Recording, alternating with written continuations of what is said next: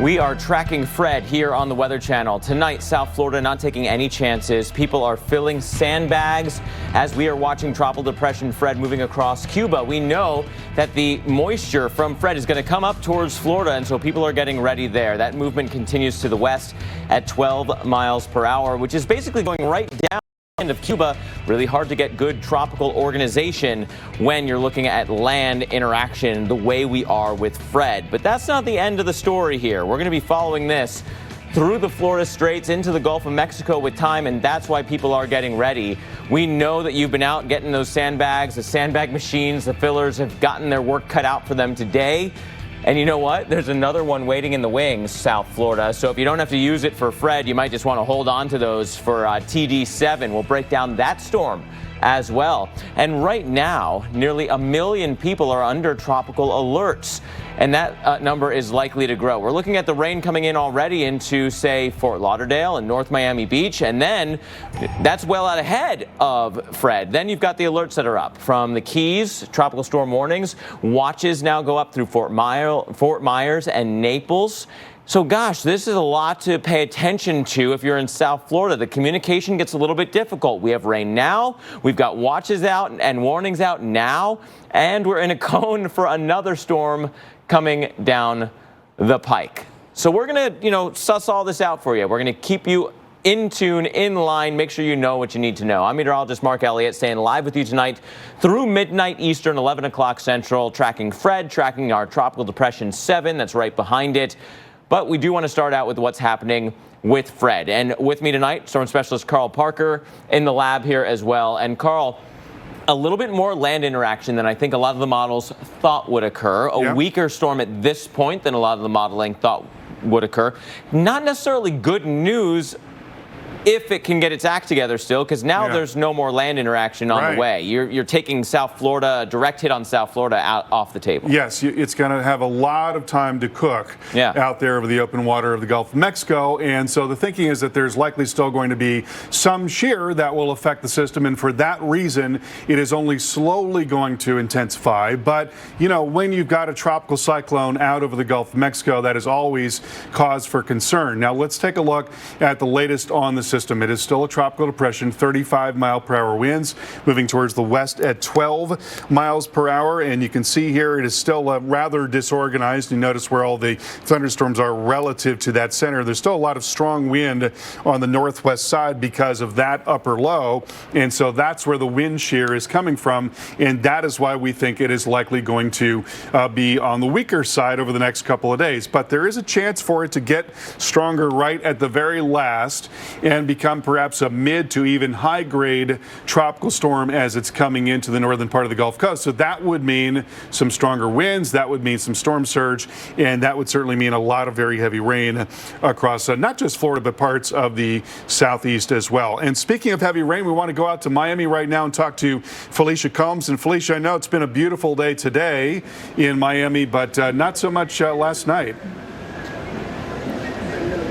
Yeah, Carl, last night actually, so I flew in late last night, and my plane actually had to circle around for about an extra hour because there were storms in place and we weren't able to land. We finally landed and got on the ground, and then I drove from the airport into Miami Beach. And when I tell you, there were probably 3 different areas of the road that were completely covered with water. If I hadn't been in a big SUV, I wouldn't have been able to make it through in like a little car. Especially at night, you kind of come up on it very quickly. You may not notice what's happening. That lasted into this morning. We had a rainy start to our morning, but then it cleared out, and it was a lively day here in Miami Beach. What you're seeing behind me is Ocean Drive. Now, this is kind of the Miami Beach hotspot. When you think of Miami Beach, you think of Ocean Drive, and you can see that the people are out and about. It actually becomes closed to cars, and it's just open to foot traffic after a certain hour. So that's what you're seeing now, people kind of hanging out in the streets and things like that. Everyone getting their Friday in while they can before conditions deteriorate. Now, this is the first time I've had to put my rain jacket on today. It's been dry up until now. I've had a little cell that's moved through. What's going to happen as we move through the next several hours overnight tonight, though, is conditions are going to continue to get worse. We're going to start to get some of those outer bands, and then eventually, as we move through Saturday afternoon, we're going to have that heavy rain that's going to be a bit more steady. We're going to have some gusty winds. It's not going to be crazy tropical storm force, but certainly some gusty winds, maybe 25, 30 miles an hour. And then, of course, anytime you're on the east side of a system like this, you have that isolated chance for a weak, brief spin-up tornado here or there across South Florida. So a couple different things that we got to keep an eye on. But I think the biggest thing here in South Florida is going to be that risk for flash flooding, especially when we're talking about through the weekend. We've got that possibility for, up to a half foot of rain for the weekend on total. So we are going to see some of those numbers adding up. And in a place like Miami, that can cause problems really quickly. So moral of the story is tomorrow is going to kind of be a throwaway day. It's not going to be a day that you want to be out and about. And we're definitely probably going to have some flash flooding issues as well. Things are going to improve Sunday, but still some storms in the forecast, especially early Sunday, Carl. So, a lot of people visiting from out of town Miami for the weekend. But, you got your Friday in. Now you got to figure out something to do indoors on Saturday. All right, Felicia, thank you so much. Good practice run there for South Florida, because it certainly is that time of the year. And we've got another storm behind that. Mark's going to have more on that in just a moment. So let's go through some of the particulars here on our storm. Again, it is likely to be a low to mid-grade tropical storm. That's what all the modeling is pointing to at this point. We don't want to rule out something stronger, but that's not where most of the modeling has been indicating it's going to be. And in fact, when you look at the intensity forecast here, you can see they're squarely in the camp of tropical storms. So that is where we think it is likely going to be over the next couple of days here. How about track? Well, that's trickier. Certainly, we like to see those tracks really beginning to narrow, and we're not seeing anything of the kind with the European ensembles showing tracks all the way from the Big Bend area of Florida all the way over into central Louisiana. So that is a lot of territory right there. But at this point, it appears the best guess is northwest Florida, say from Panama City over towards Sandestin and over into Pensacola as well. So those tropical storm force winds could come in as early as late Sunday. They're likely going to be coming in early on Monday, and then we'll continue to work up into parts of Alabama. And here's the model forecast. This is the European model showing you the structure of the storm here. So on Sunday, the center is well offshore relative to Florida, but you've still got this area of banding, heavier rain and wind that is sort of tangling with the west coast of Florida. So Tampa Bay and Bradenton, Sarasota, into Longboat Key, and then farther south, Naples, Sanibel Island. All of those areas are likely going to be in for wind and heavy rain from late Saturday going through the day on Sunday, and then into very late Sunday and Monday. Storm perhaps getting its act together a little bit more. We could see a push of water on shore in a very surge vulnerable part of the country. So even a modest surge can cause a lot of problems. And that's certainly something we're going to be watching for if the storm is getting more intense right as it's coming on shore. And then a lot of heavy rain moving into northwest Florida as well. And so, let's get a look now at what we're expecting in terms of rainfall. And, Mark, that could be one of the biggest impacts from this storm. Yeah, if that rain happens at the wrong time, I think that's going to be a crucial component here. If that heavy rain happens at high tide so that the rain that's on land can't flow back out through that sandy soil and go back into the Atlantic or back into the Gulf, depending on what side you're on, and you have an onshore flow because of the position of our low pressure from our storm, all those add together, you wind up with a pretty good chance for flooding. And so people are preparing for that, kind of the just in case for flooding. People living in South Florida are getting a head start on those flooding preps, including sandbags that have been up for grabs in Miami.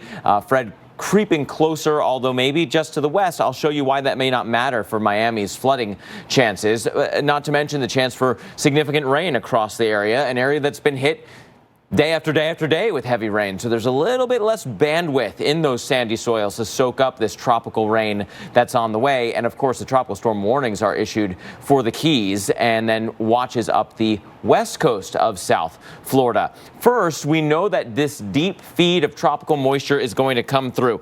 These red colors indicate high levels of atmospheric potential moisture. This is the precipitable water. If you were to squeeze out all the water vapor into rain and let it fall down from that column where it's sitting in really high levels across much of the state in several different rounds. As you often see, kind of this tropical feed will be coming across Florida and back into that area of low pressure that then goes into the Panhandle. Now, yes, the core of the storm is going to have a lot of rain. And so if the European model is right, maybe the Florida Peninsula just sees a generic 1 to 2 as opposed to heavier amounts. But there's still a lot of wiggle room with this core. And I think a lot of this may be underdone because you're going to have this east wind, and that's going to give you more rain no matter what. There's going to be rounds of showers and storms that come across the state. USGFS might be a little bit better handle on that rain potential, with many areas that go 2 to 3, some that could see even significantly more than that. Remember, generic thunderstorm last night brought 2 inches of rain across Miami in a short period of time. So tomorrow we look at that chance for some severe weather in those bands, and that only moves north as we go through Sunday. Again, very heavy rain potential in those thunderstorms, and that increases the chance for flooding. South Florida first tonight into tomorrow, picking up tomorrow into Sunday, and the whole rest of the state, including the Panhandle, including North Florida, including the rest of the peninsula, could still see flooding from Sunday into Monday. When you look at the year so far, the Panhandle is the big kind of winner or loser, depending on how much you like the rain, for the biggest departures from your average. South Florida has a little bit more bandwidth. However, when you look through August, it's really been quite rainy. We had a storm come through, right? We had the rains from Elsa, then we had all these, stalled out fronts and sea breeze influences on either coast. That's normal. This is the rainy season, but we've had more than the normal. And why I want to point out the first in South Florida, including Miami. Let's say you get some of that heavy rain. At this point, from this model, the low is here, kind of west of Key West. But that means all of South Florida has an onshore flow. And at this time, this is Saturday at just before 2:30 in the afternoon, that is right in here, high tide, Saturday at 2:30. If you're already seeing very heavy bands of tropical moisture coming through, and you have an onshore push, and you're at high tide, you're stacking the deck. You're allowing for that flooding because there's just nowhere for that water to go. I think, Carl, that is going to be one of the risks that we'll have to follow. Does the heaviest rain also happen at a high tide? No question. And then we've got another system behind that. Yep, not done. We are right in the heart of tropical season with a lot going on here in the pipeline. And TD7 is the system that we are watching. It would be Grace if it does, in fact, become a tropical storm. It's expected to.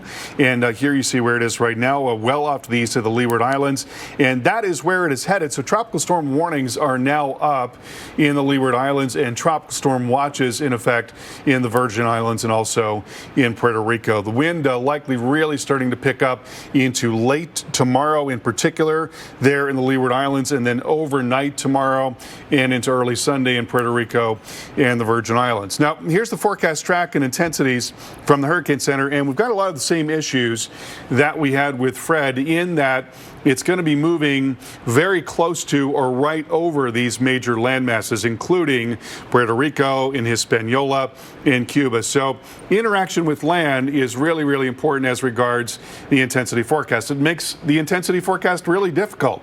If it comes right over those really tall mountains in Hispaniola and southeast Cuba, then that obviously is going to have an impact on the intensity. But if it can stay to the north of those islands, then that too is going to have an impact and will allow for it to be a stronger storm. So right now it's forecast to be a tropical storm all through that path. I will tell you that there's been some scarier stuff in some of the modeling. It's been very fleeting in nature, has not lasted. And so, we'll see, but it's certainly one to keep an eye on, because there is that potential. There's a lot of warm water out there.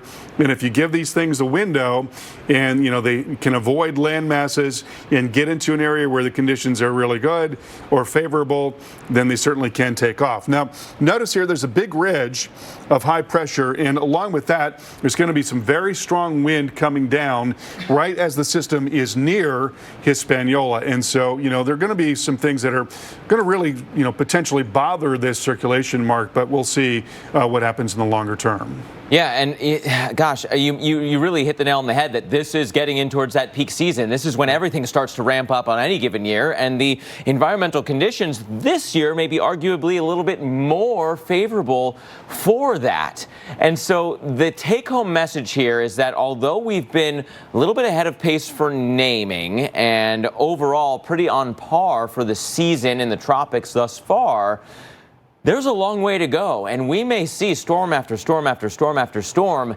It only takes one. It only takes one major system coming through your house, coming through your community to totally change things for you for a long time. So be prepared. Use this time if it's not the storm that's headed towards you, because we've gone through 5, now 6 names, waiting on Grace. That would be number 7, and again, TD7 is out there. Again, I say the season is pretty much on par, because this is a look at the amount of energy that has come out of those tropical systems. The amount of wind energy, as an example, is basically right on the average line. And yes, I know we're a little bit ahead of pace when it comes to named storms, tied for 6 out of 171 years.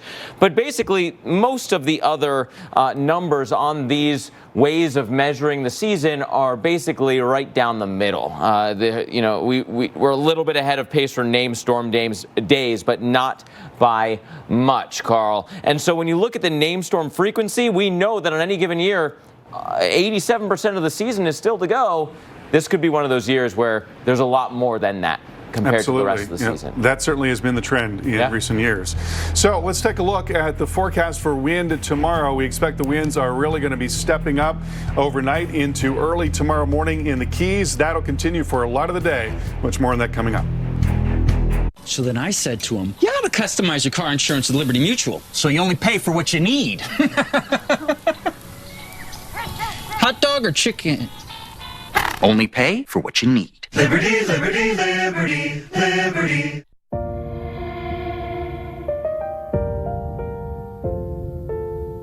I wanna see you stand. I wanna feel you beat proud. I wanna hear you beating heart. Live out loud. You can do it on your own. Stand up now. If you beat proud, you can stand up now. Live out loud. You want to make pizza night with the family even better? Bam! Get yourself the new Parmesan crusted papadilla. It's like a golden, crispy little fireworks show in your mouth. Get a new Parmesan crusted papadilla for only $7. Papa John's. Some have a history of building the best trucks. But according to just about anybody who's handing out a trophy, Ram currently builds the best trucks. So if you're shopping for a truck today, here it is. If you're shopping in the past, well, good luck with that. That was then. This is Ram. At Chewy, we know walks are made better with our furry friends, and we're here to make those walks easy. From tasty treats on the go to toys that keep them moving. Get everything they need, even prescriptions, delivered right to your door. Get fast, free 1 to 2 day shipping. Visit Chewy.com today. Protect your pet this flea and tick season with Chewy. Find everything from flea collars and sprays to prescriptions that keep pests away. Chewy has what you need to keep tails wagging and pets itch-free all season long. Shop pet prescriptions and more at Chewy.com today. New Budweiser Summer Patriotic cans are here to give you a red, white, and Bud upgrade. Collect all 3 limited edition designs. New Budweiser Summer Patriotic cans. In stores now. Oh, there you are. Did you know that Coffee Mate is triple churned and 2 times richer than milk for 1 perfect cup of coffee? Coffee Mate truly is man's best friend. I didn't mean like you. Coffee Mate. Coffee's perfect mate. Pool floaties are like whooping cough. Amusement parks are like whooping cough. Even ice cream is like whooping cough. It's not just for kids. Whooping cough is highly contagious for people of any age, and it can cause violent, uncontrollable coughing fits, sometimes followed by vomiting and exhaustion. Ask your doctor or pharmacist about whooping cough vaccination, because whooping cough isn't just for kids. The Weather Channel and its climate team at Pattern are connecting you every day to the most fascinating stories impacting our planet. If it's out there, it's in here. The Weather Channel. Guys, as a urologist, I've seen it all. What's normal for some men may not be normal for others. So if your normal erection is off because of a bend with a bump that bothers you, then we should talk. Because it could be Peyronie's disease, or PD, a treatable condition that involves a buildup of scar tissue. Don't wait. Find a urologist who can diagnose and treat PD and can explain all your options, including non-surgical treatments. Find a specialized urologist today at takeonpd.com. Psoriatic arthritis made my joints stiff, swollen, painful. Tremfya is approved to help reduce joint symptoms in adults with active psoriatic arthritis. Some patients even felt less fatigued. Serious allergic reactions may occur. Tremfya may increase your risk of infections and lower your ability to fight them. Tell your doctor if you have an infection or symptoms, or if you had a vaccine or plan to. Tremfya. Emerge Tremfyant. Janssen can help you explore cost support options.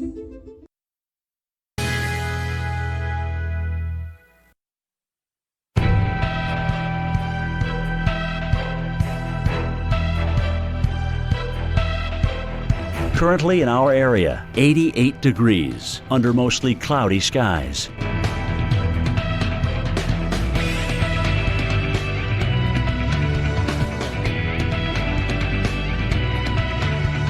Tonight, partly cloudy, low 78. Winds west-southwest at 5 to 10 miles per hour. Saturday, mixed clouds and sun with scattered thunderstorms. High 89. Chance of rain 50%.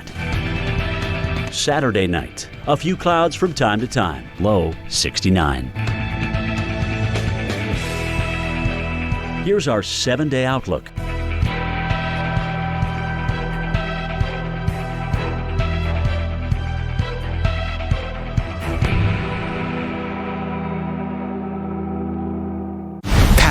is dedicated to Earth and all its wonders.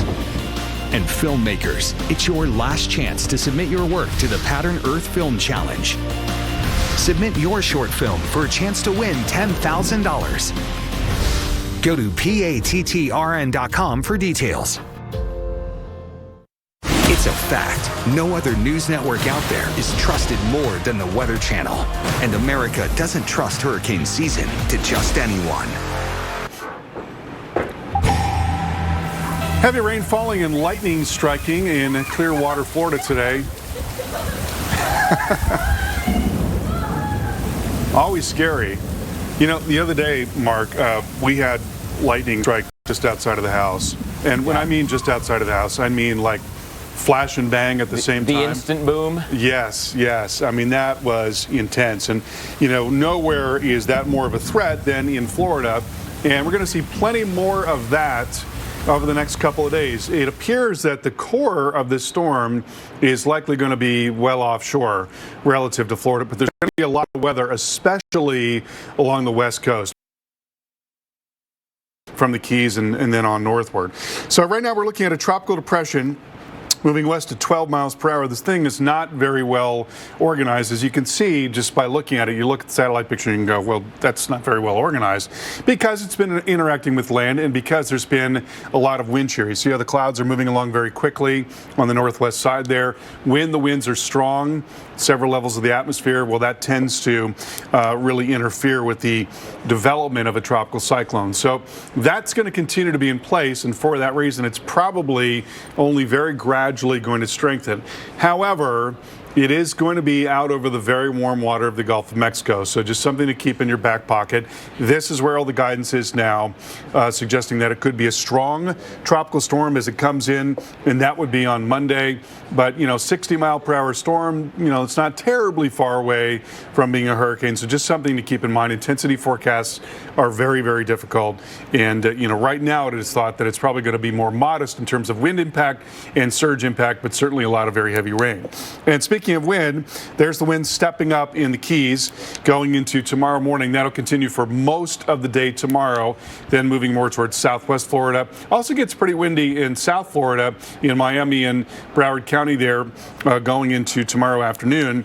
And then we're going to watch that move up and along the west coast of Florida on Sunday. And again, because the core of the storm is going to be offshore, most of that wind is also going to be offshore.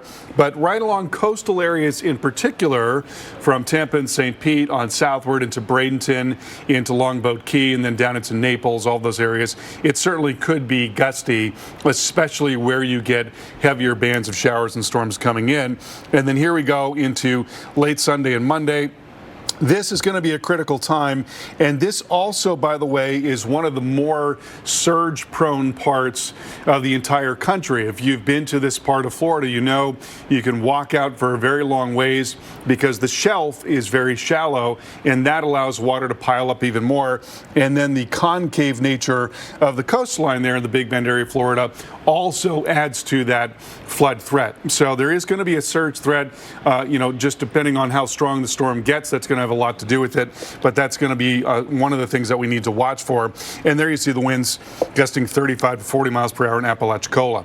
But another big impact is going to be that heavy rain. That's all the deep tropical moisture coming up, and especially there right as the storm comes in and then into the southeast as it slowly moves up through the southeast. We'll watch that heavy rain threat move up through parts of Alabama and Georgia from Monday and into Tuesday. Mark, over to you. Yeah, incredible, Carl, that without the tropical system, the streets looked like this yesterday.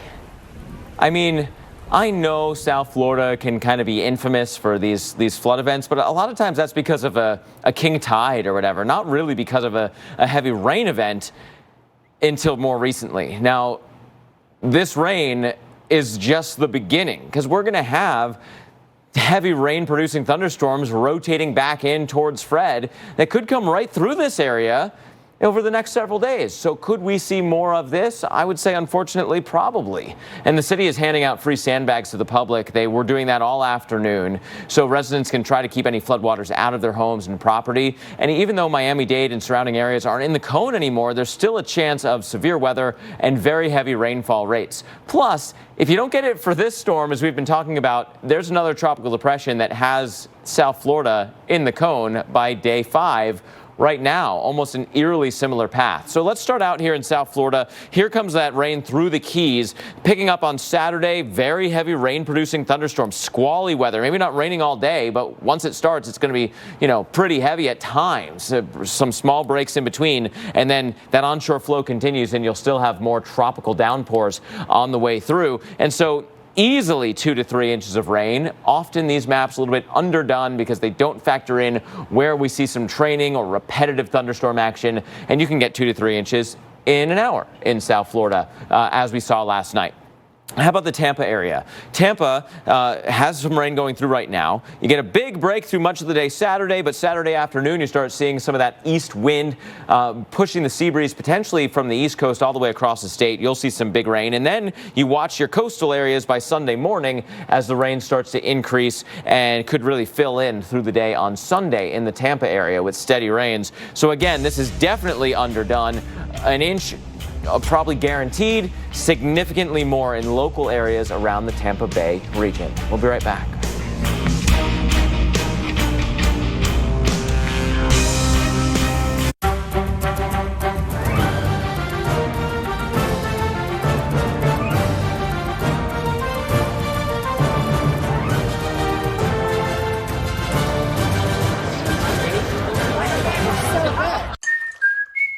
Oh, hello. Did you know that Coffee Mate is triple churned and 2 times richer than milk for one perfect cup of coffee? How do I know so much about Coffee Mate? I've had a cup or 200. Coffee Mate. Coffee's perfect mate.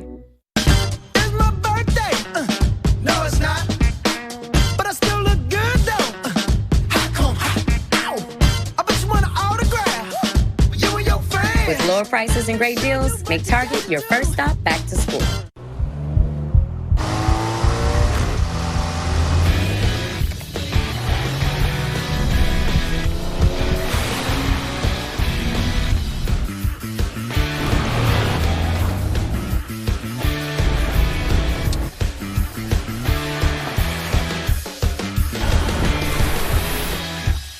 Return to rugged. The all-new, ruggedly redesigned 2022 Nissan Pathfinder. Welcome to Allstate, where everything just seems to go your way. You're in good hands with Allstate. Click or call for a lower auto rate today. Angie's List is now Angie, and it's easier than ever to get your projects done right. Inside, outside, big or small, Angie helps you find the right solution for whatever you need done. With Angie, you can connect with top local pros and see ratings and reviews. Just search or scroll to see upfront pricing on hundreds of projects. And when you book and pay through Angie, you're covered by our happiness guarantee. It's easy to make your home an Angie home. Check out Angie.com today. Angie, and done. So I had to quit college to help my mom, but I never wanted to quit my dream of a career in IT. There are 200,000 unfilled IT support roles in America. On Coursera, you can earn Google's IT Support Professional Certificate designed to prepare you for an IT support career in about 5 months for $39 a month. No degree or experience needed. My job now is amazing. I can spend more time with my family. Find courses, certificates, and degrees on Coursera. Join for free at Coursera.org. Coursera. Learn without limits. It's time for the biggest sale of the year on the new Sleep Number 360 Smart Bed. It helps keep you effortlessly comfortable by sensing your movements and automatically responding to both of you. And it's temperature balancing to help you stay comfortable all night.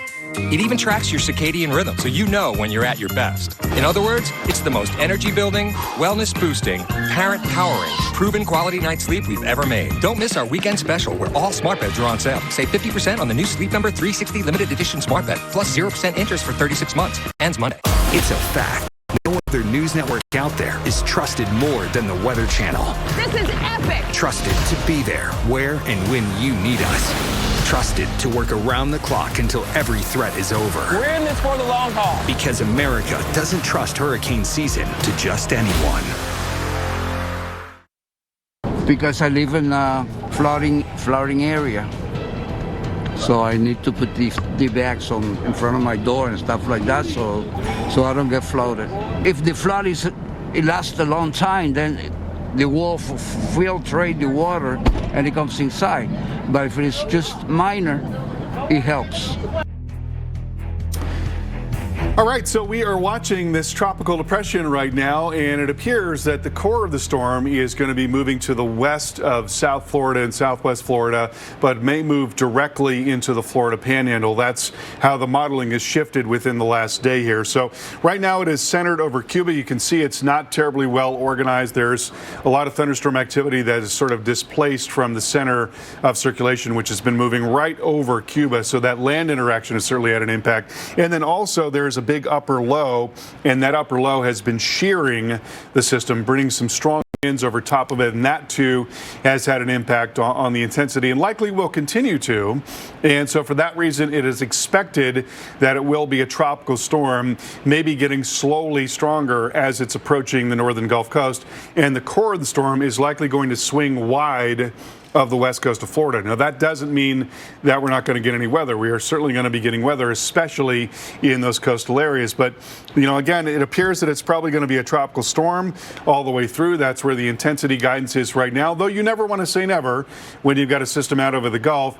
And then in terms of track, you know, notice there's a fair amount of spread in this European model ensemble guidance. It's basically centered on Northwest Florida, but there's some wiggle room there, and, you know, it's possible that we see some additional changes in the modeling. Now, here's the European operational model. And so what it's showing is on Sunday, there's your core right there, but you've got this area of heavy rain and wind that is, you know, offshore for the most part, but grazing the coast of Florida. And so from Tampa and St. Pete into Bradenton on southward into Naples and Sanibel Island, all of those areas could be in for heavy rain and wind late Saturday and Sunday, and then the storm comes in bodily to Northwest Florida most likely, and plenty of rain and wind and possible surge as it moves in on Monday. Mark, over to you. And so what I don't want to occur, Carl, is that now that Florida isn't in that red cone, that everyone in Florida says, okay, no more risk. We're fine. Nothing to see here. Not an impacts cone. Right? And so it's a forecast of the center, not of the impacts. And we know that with that cone shifting west, putting the Gulf Coast in line for a potential direct hit, it doesn't mean that cities on Florida's east side won't still have those impacts. And that, of course, includes Miami, where we find meteorologist Felicia Combs.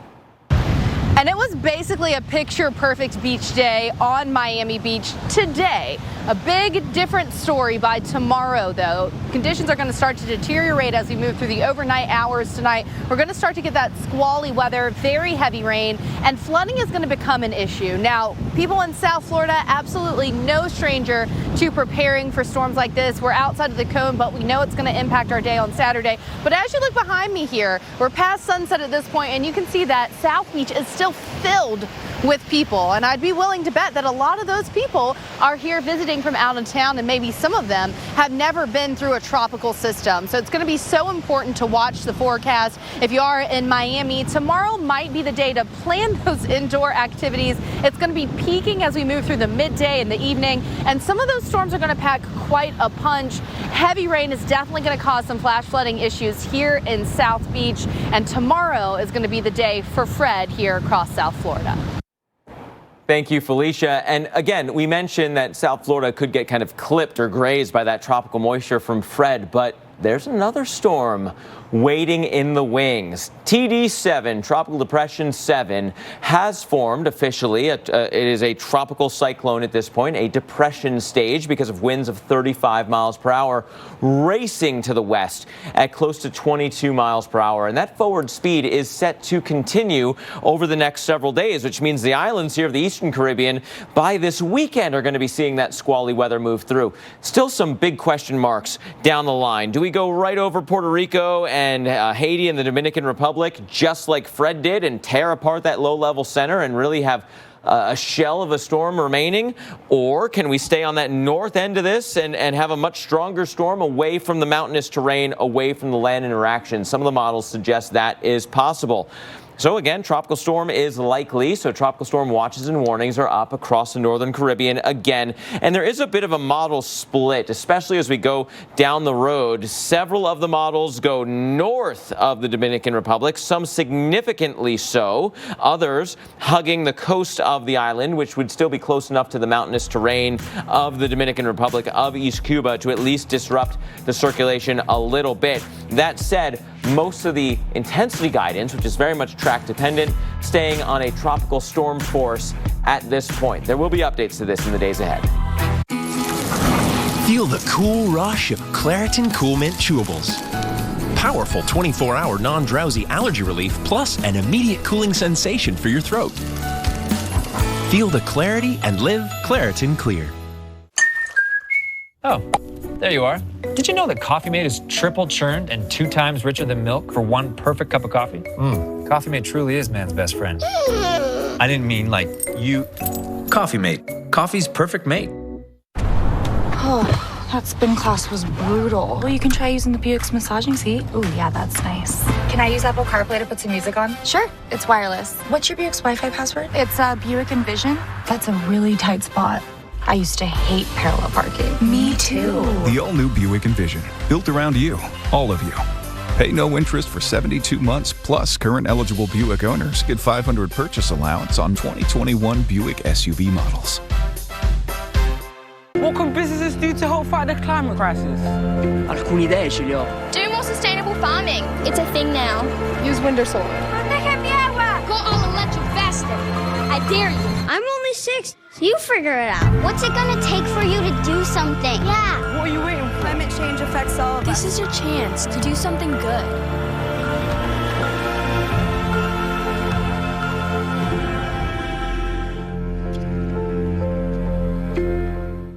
There's the guy who said his trade-in was in perfect condition. Well, what do you think? Well, let's see here. Looks pretty nice on the outside. Look, got a teeny tiny scratch right there, and whoa, game changer. You didn't tell me that you had WeatherTech floor liners? Of course. I also have the cargo liner and seat protector. I mean, the carpet looks brand new. So what do you think of my trade-in now? It just went up, way up. Thought so. Protect your investment. Order your American-made products at WeatherTech.com. I'm the talk of the town. I know you're feeling it now. Come on and move to the sound. And keep it going, and turn it up loud. I got a good feeling. Yeah. Transitions, light under control. Starting at the tip of my toes. Feel it in my head and my clothes. Transition Signature Gen 8. Available now in 4 vibrant style colors. Transitions. The Ergo Smart Base from Tempur-Pedic responds to snoring automatically.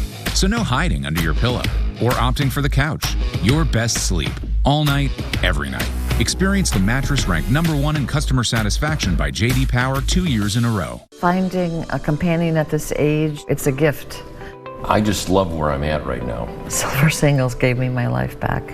Rediscover the magic of dating with Silver Singles. Sign up today at silversingles.com.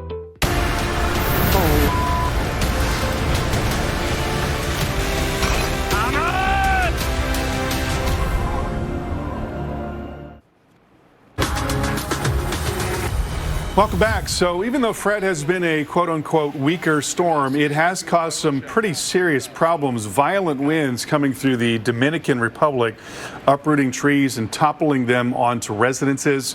Storm knocking out power and running water for thousands of people in the country. It's always a worry that you're going to get really heavy rain with a storm like this in Hispaniola in particular, because it's, a very mountainous island, and that could squeeze out even more rain, and it can come down off those hills in a torrential fashion. And we're getting that tonight in Cuba. A lot of wet weather in Cuba tonight. There's been a big flare-up of thunderstorms, and we'll take a look at that in a moment. So there you see a live look at Key West right now, and Tampa on the right, Key West on the left.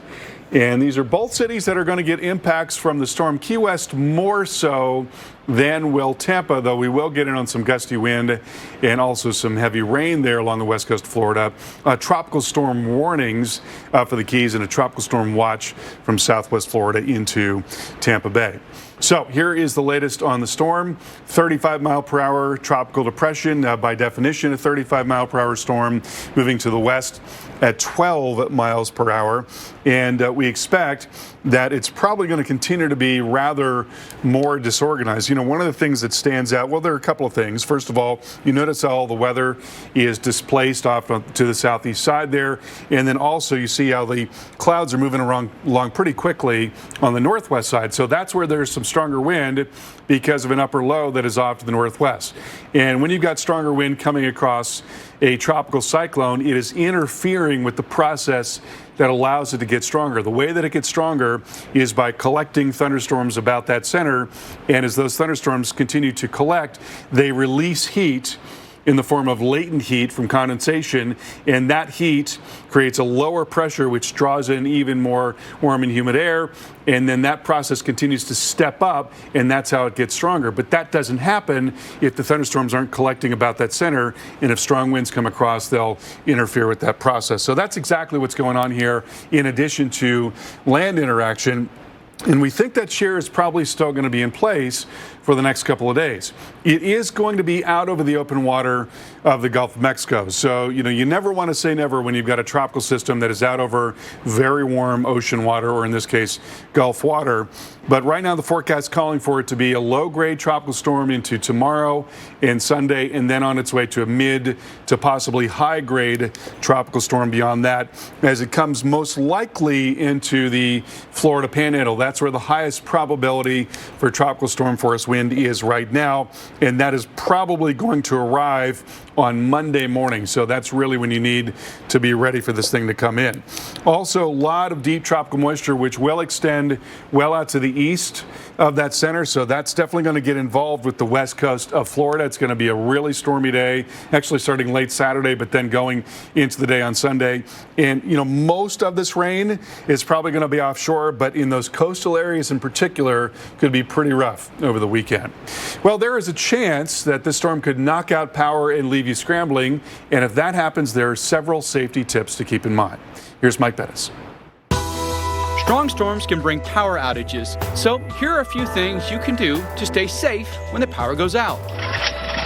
Without power, you can break out the generator, your grill, or some other similar item, but make sure to use it outside in a well-ventilated area to avoid carbon monoxide poisoning. Carbon monoxide is an odorless and colorless gas that can be deadly. The water supply can also be compromised during a power outage, so check with local authorities on the safety of your water and boil it if recommended. According to the CDC, if the power is out for less than 4 hours, the food in your fridge is probably safe, but keep those doors closed as much as possible. But when it comes to food, when in doubt, throw it out. If the power's been out for more than a day, it's best to toss out any refrigerated medicines. If they're life-saving, use them, but get a replacement as soon as possible. If it's hot and you don't have air conditioning, look for a shelter that does, something like a mall or a store, or maybe take a cold shower.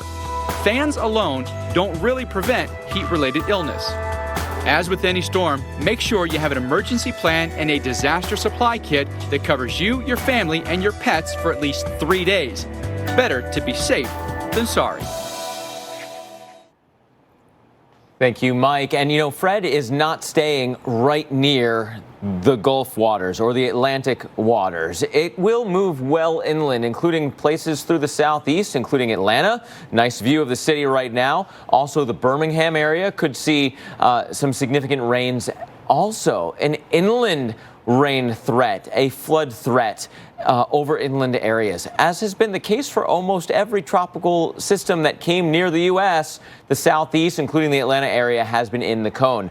I think this one has a window to go north and do that curl around because of this curl, this upper level low will be dropping in, tugging north. Also, this high pressure moving east just a bit. And on that western flank, you'll also have that south wind. So the combination of the two should allow this to come north through the Gulf and bring that tropical moisture north with it.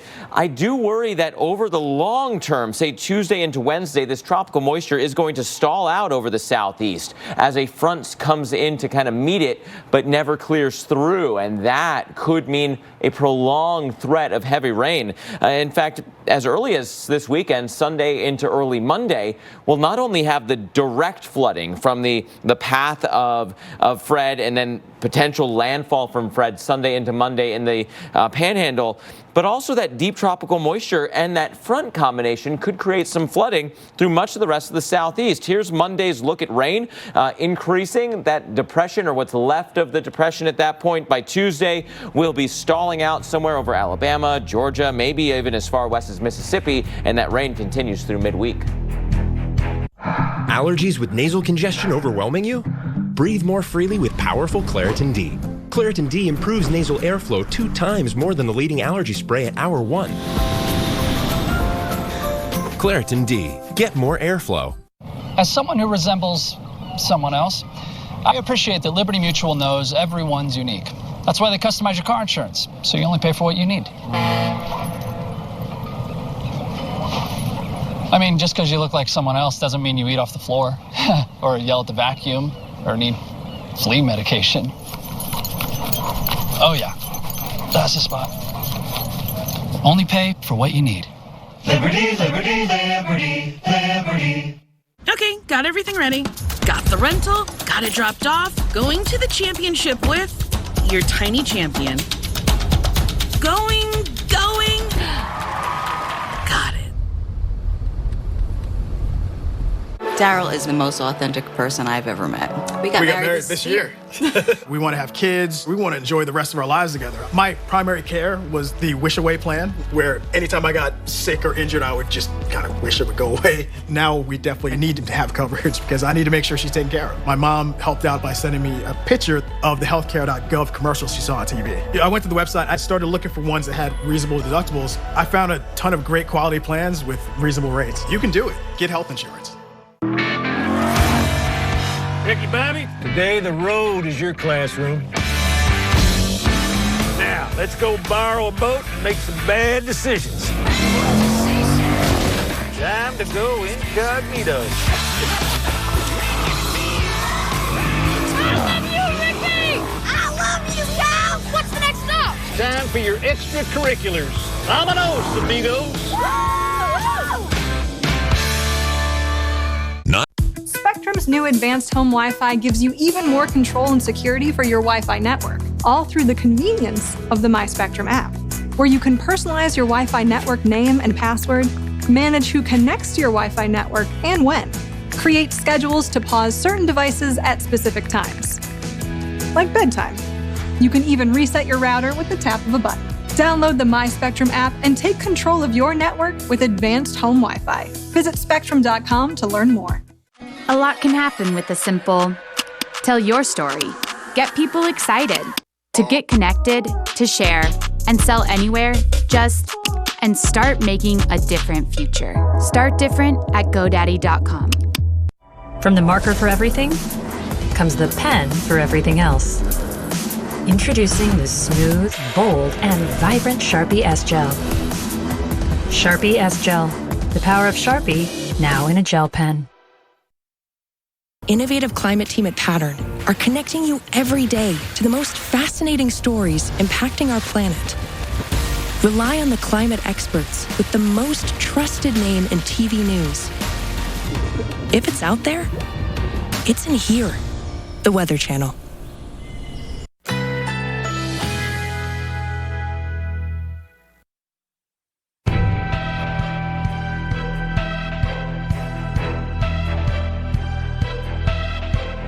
Currently in our area, 87 degrees, under partly cloudy skies.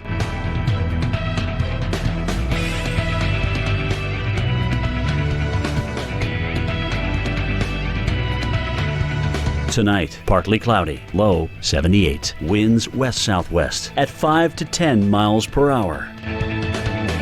Saturday, mixed clouds and sun with scattered thunderstorms. High 89. Chance of rain 50%.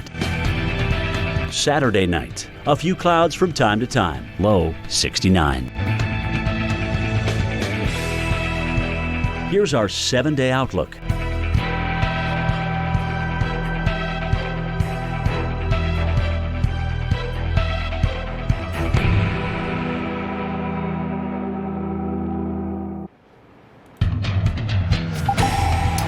Welcome back to our coverage of Tropical Depression Fred on its way to becoming a tropical storm. It's going to be passing along the Keys and the west coast of Florida tomorrow and Sunday, and then likely coming into northwest Florida on Monday morning. And along with it, we could see quite a bit in the way of wind and surge impacts and very heavy rain. It's expected to be a strong tropical storm by that time. It's going to have a lot of time out over the open water of the Gulf of Mexico, so it certainly does have time to get stronger. Now, right now, the storm is sitting over Cuba. It is not terribly well organized. It's being sheared, and sheared is the enemy of tropical cyclones. There's a big upper low that is off to the northwest right in there, and that's what's bringing that wind over top of the circulation. There's probably still going to be shear over the next couple of days, and so that's why it's only expected to slowly strengthen as it moves across the Gulf. And always keep in mind that this is not an impacts cone. This is not where the weather is going to be. There will be weather that's well outside of that cone and affecting the west coast. I'll show you that in the modeling here.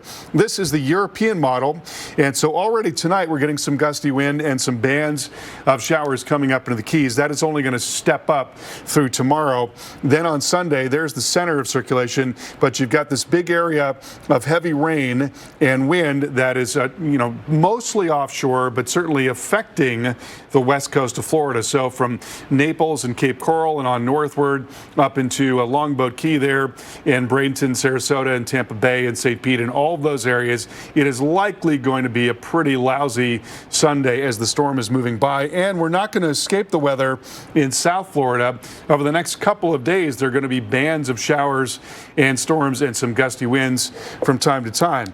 Then we go into Monday, and this is when the storm could be tightening up a little bit, getting a little bit more intense, and we're going to watch an onshore flow moving into a very surge vulnerable area of the country, especially there where you've got that concave area of coastline. And so there certainly could be some surge. There's going to be a lot of heavy rain. And then beyond that, the storm is only very slowly going to move up into Alabama and Georgia. And because of that slow motion, we're going to be looking at a prolonged period of heavy rain. And there could be some flash flood threat that is extending well inland beyond that.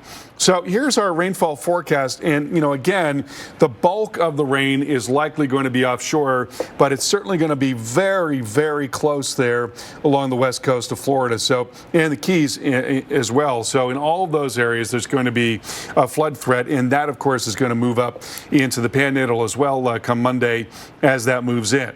So there you see the potential for flash flooding tomorrow into Sunday morning. Again, as I mentioned, we've got bands that are going to be coming on shore through through this period. And so as that is the case, there will be a flash flood threat. Doesn't take a whole lot when you have a whole lot of rain in recent days, and that's exactly what's happened in South Florida. And there will be some threat for tornadoes on top of that. We've got a 2 out of 10 on the Torcon for much of South and Central Florida tomorrow. So multiple hazards, but again, it looks like the bulk of the storm is going to be offshore at least until Monday when it moves into northern Florida. Mark, over to you. And Carl, we are also waiting for the next one down the line. This time of year, you can see a whole series of storms get going and getting organized in the tropical Atlantic, and that is certainly the case right now with deja vu all over again. Remember, a couple of days ago, we were looking at a potential tropical cyclone and then a depression, you know, a day and a half away from the islands. Well, here we go again. Earlier today, it was a potential tropical cyclone, now a tropical depression 7, moving very quickly off to the west at 22 miles per hour. That could bring impacts this weekend.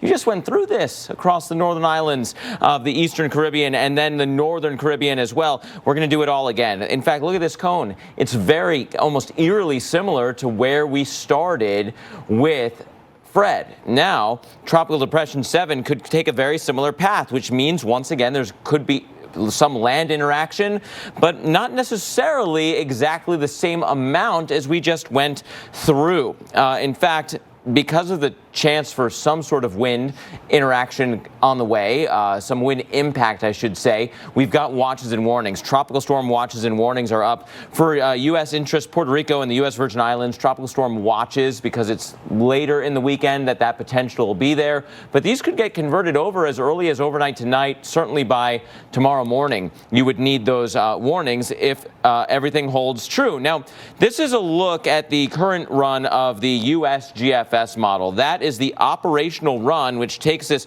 right over Puerto Rico, then the north side of the Dominican Republic, kind of hugging the Cuban coast by Wednesday. That's the typical model that we normally show you, the U.S. GFS model. But like many of the other global models, it is an ensemble model. It's run many, many, many, many times with small changes to encounter the fact that we don't know everything. And so maybe one of the ensembles might be a little bit different. And you can really feel that there's a split here on the ensembles. Some ending somewhere between Puerto Rico, the Dominican Republic, or a very weak system on the south side of that basically dissolves. Many others that actually take that turn to the right, away from the land interaction, turning north sooner because of a stronger storm that could then be coming towards the southeast coastline with enough time, potentially. It's actually very few that kind of go straight near Cuba. So there's a lot to figure out with this next storm, and we want you to stay with the Weather Channel, and you can download our app on your TV as our coverage is available on Roku, on Fire Stick, and on smart TVs. At Chewy, we know the only thing that changes when bringing home a new pet is everything. And we're here with everything to help you on that journey. Whether it's finding the perfect bed for a new friend or giving them something personal to welcome them to the family. We can even help you find the perfect treat or food that makes you both smile. Chewy's got toys, treats, prescriptions, all the things you need to celebrate your new friend, delivered right to your door. Get fast, free 1 to 2 day shipping. Visit Chewy.com today. Okay, everyone, our mission is to provide complete balanced nutrition for strength and energy. Ensure, with 27 vitamins and minerals. Now introducing Ensure Complete, with 30 grams of protein. Diving in while the current's fast. Gotta leave the past, it's in the past. Yeah, I won't look back. What does it take to leave it all behind? Here we go. No, I never slow down, here we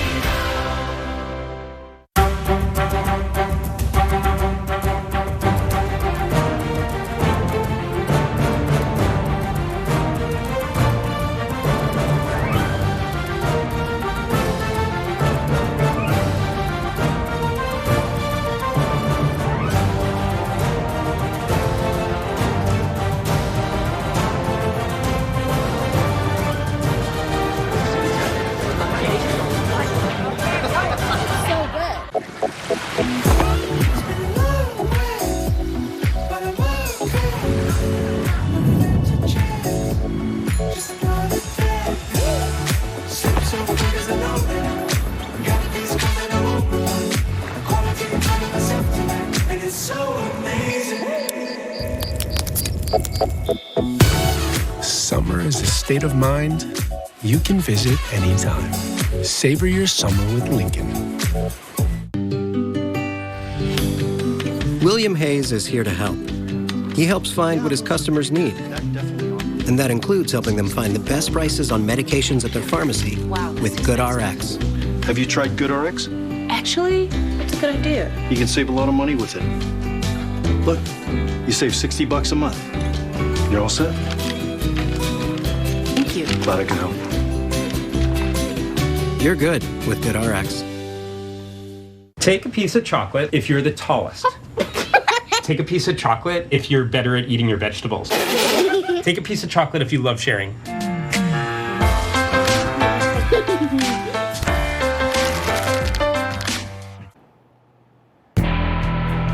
Tonight, as we continue to track the tropics for you here on the Weather Channel, there are two tropical systems that we are tracking, both with Florida as well as other parts of the U.S. in the threat zone.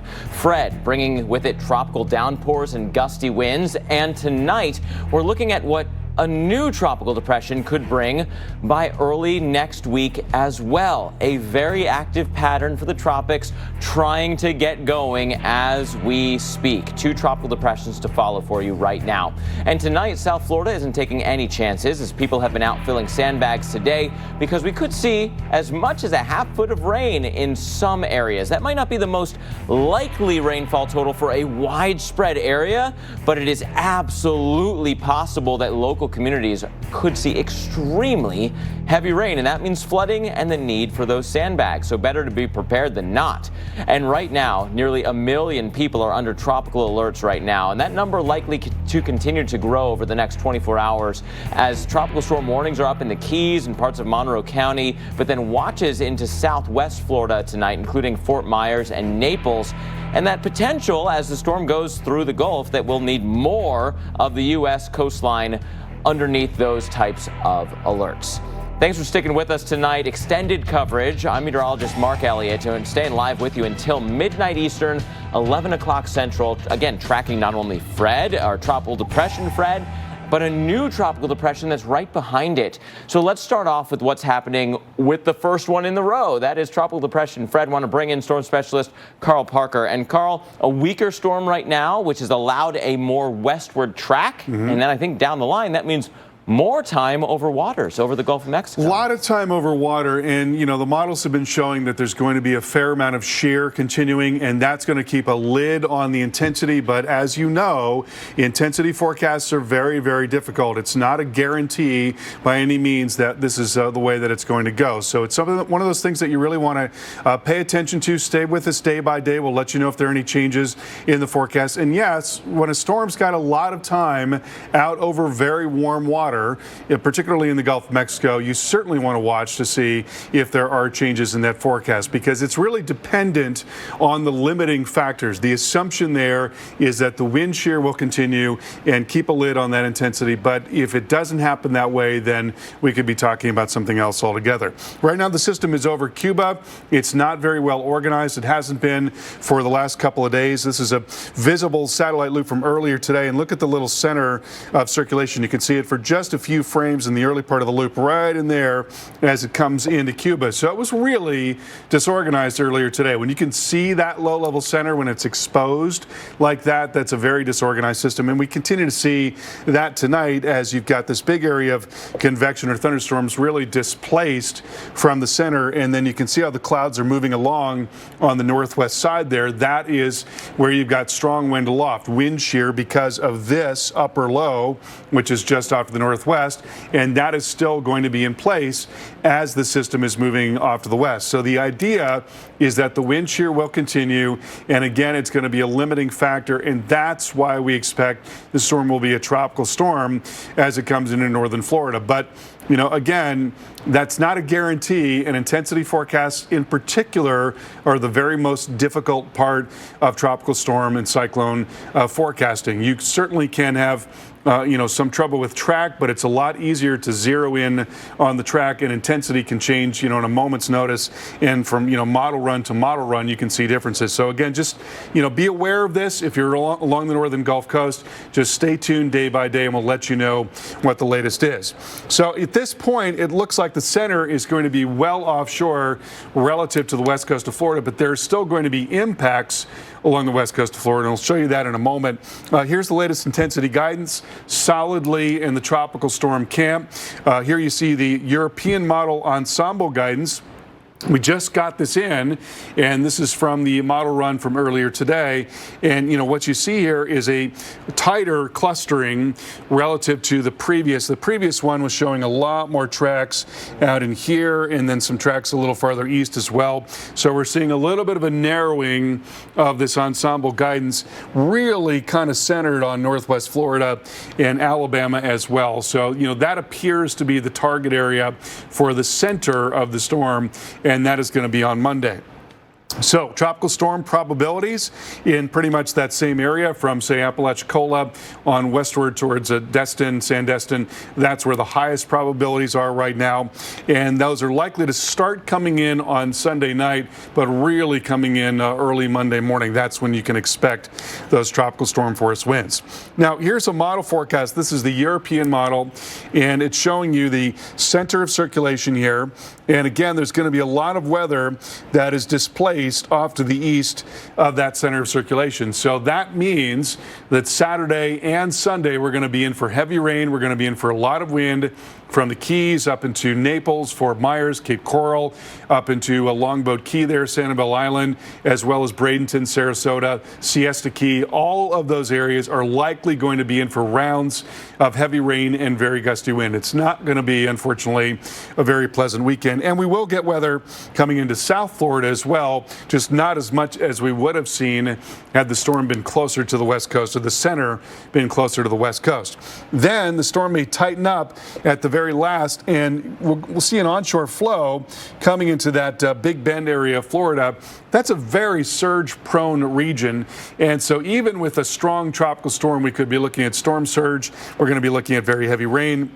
And then the storm is just going to slowly move up through Alabama and through Georgia and the Carolinas, and that is going to be an ongoing flood threat even beyond that landfall point. And Mark's going to be talking more about that coming up in just a few minutes. One last thing to tell you about, tornado threat. We've got a 2 out of 10 on the Torcon for central and southern parts of Florida, and that is for tomorrow. Mark, over to you. Thank you, Carl. We are also watching areas that are outside of the cone, because the cone only talks about the center. Miami Beach, not in the cone, but the heavy rains could bring more flooding. And the Weather Channel meteorologist Felicia Combs is in Miami Beach with a look at how people there are preparing just in case.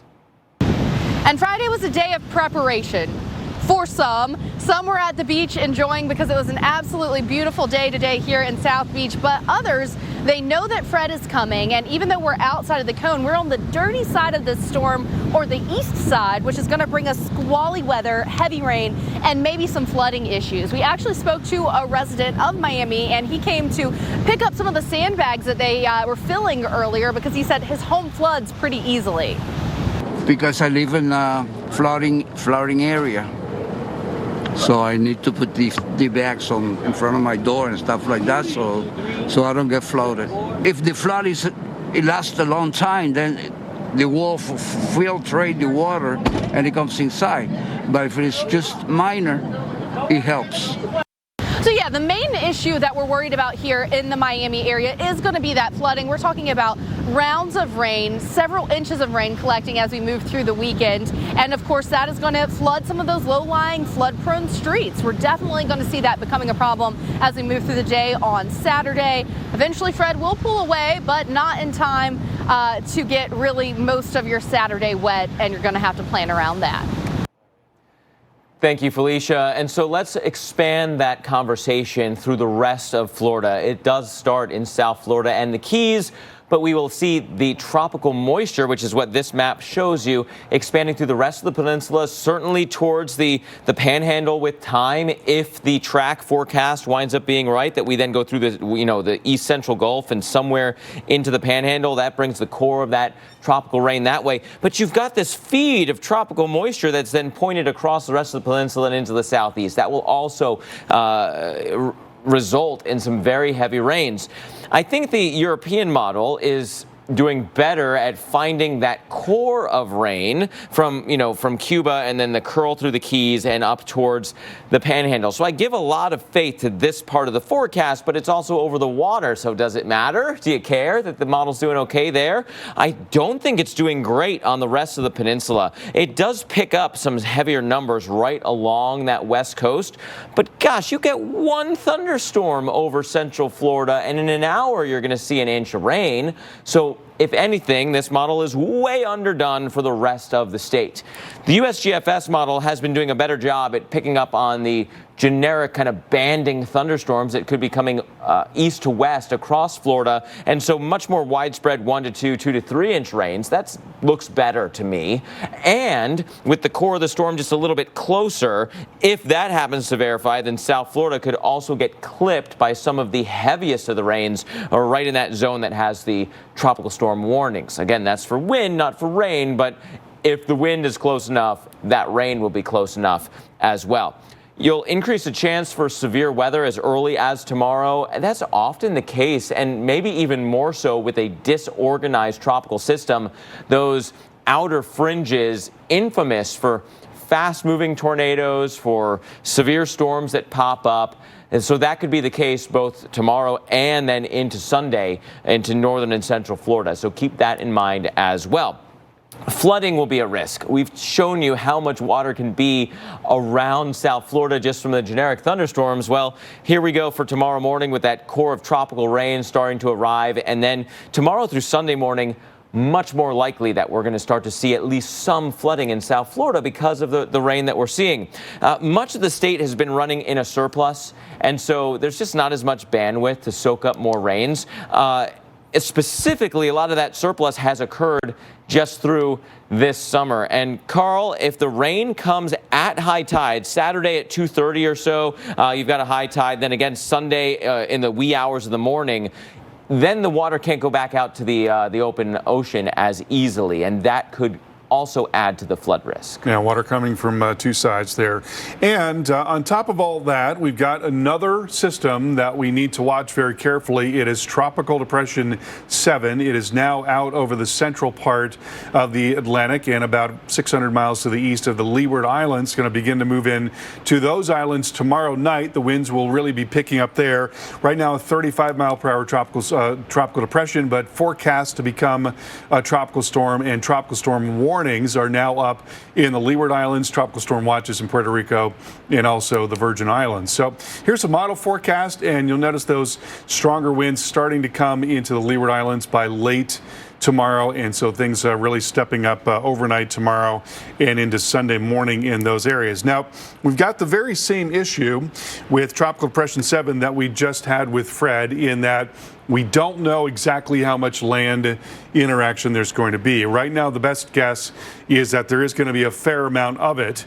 And so if it does go right over the Dominican Republic and Haiti, that's Hispaniola right in there, and it does go over Cuba, well, obviously that's going to have a negative impact on the intensity. Whereas if it manages to stay to the north of those islands and then up in this area, well, that's going to have more of a positive impact on the intensity. So, there's still a lot of open question about what exactly it is going to be. And we've had some various models from time to time indicating that it could be a fairly strong storm, maybe in the longer term as it's coming up towards the southeast coast. But there's been no consistency about that. That's really, really important. We had, for example, the American model earlier today showing us a stronger storm in the southeast. Then the very next run, it had nothing at all. So, when a model's doing that, going from, massive storm to nothing at all, That's highly, highly uncertain. That's a really uncertain forecast, and you cannot put a lot of stock into it. And on top of the land interaction question, there's also going to be a big ridge of high pressure, and that ridge of high pressure is going to drive strong winds from the north down towards that circulation right around the time when it would be interacting with land. So there's a lot that the system has to get through, Mark, and we can only hope that these factors are going to limit the intensity in this case as well.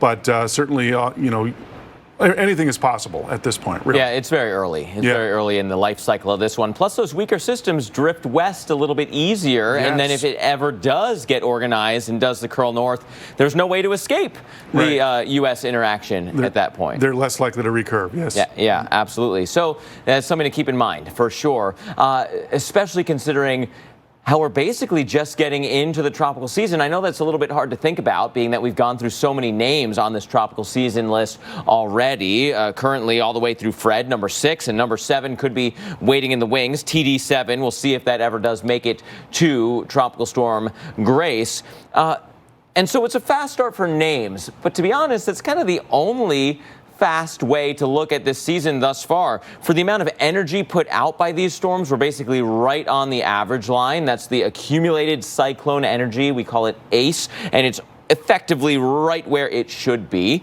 for this time of year.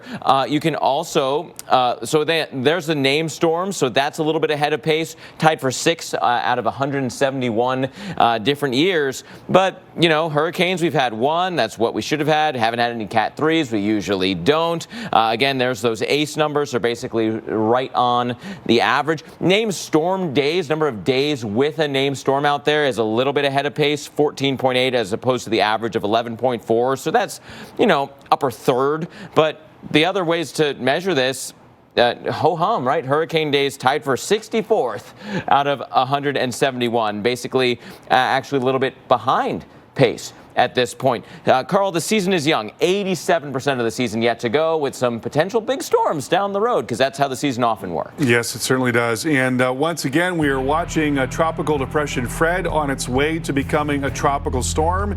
It is expected to become a mid to high grade tropical storm before it comes in, and that would be on Monday. We'll talk more about the potential impacts coming right up. Allergies with nasal congestion overwhelming you? Breathe more freely with powerful Claritin D. Claritin D improves nasal airflow 2 times more than the leading allergy spray at hour 1. Claritin D. Get more airflow.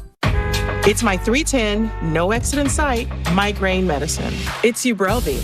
For any time, anywhere migraine strikes, without worrying if it's too late or where I am. 1 dose can quickly stop my migraine in its tracks within 2 hours. Unlike older medicines, Ubrelvy is a pill that directly blocks CGRP protein, believed to be a cause of migraine. Do not take with strong CYP3A4 inhibitors. Most common side effects were nausea and tiredness. Ask about Ubrelvy, the anytime, anywhere migraine medicine.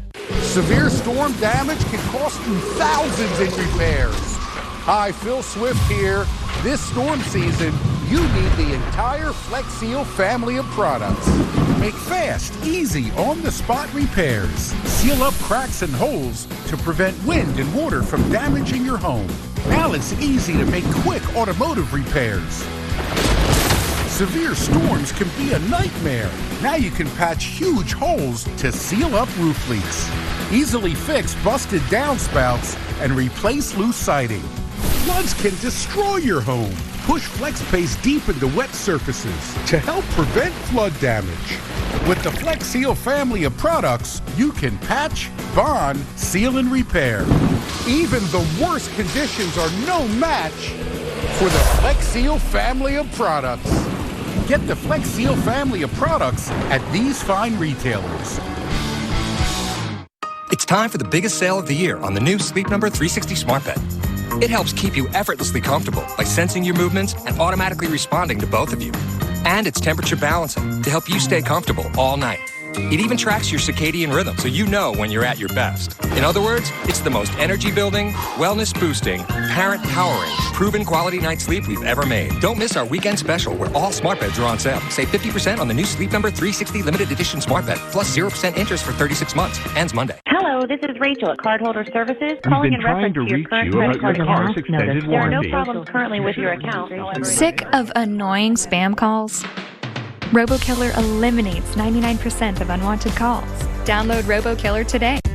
Make this the summer you taught them what it means to serve. The summer of hauling happiness by the ton and bringing home hardware by the handful, where traditions were passed down on the tailgate. And the only thing more powerful than the feeling was the truck that took you to it. Make this the summer of Ram. Now get $3,550 in total values, plus finance and get no monthly payments for 90 days on the 2021 Ram 1500. Jade makes people do crazy things. It's almost like we know what we're doing. Guys, as a urologist, I've seen it all. What's normal for some men may not be normal for others. So if your normal erection is off because of a bend with a bump that bothers you, then we should talk. Because it could be Peyronie's disease, or PD, a treatable condition that involves a buildup of scar tissue. Don't wait. Find a urologist who can diagnose and treat PD and can explain all your options, including non-surgical treatments. Find a specialized urologist today at takeonpd.com. Over 150,000 people with non-valvular AFib have left blood thinners behind with Watchman, a safe one-time procedure that reduces stroke risk and bleeding worry for life. Watchman, it's one time for a lifetime. From the marker for everything comes the pen for everything else. Introducing the smooth, bold, and vibrant Sharpie S-Gel. Sharpie S-Gel, the power of Sharpie, now in a gel pen.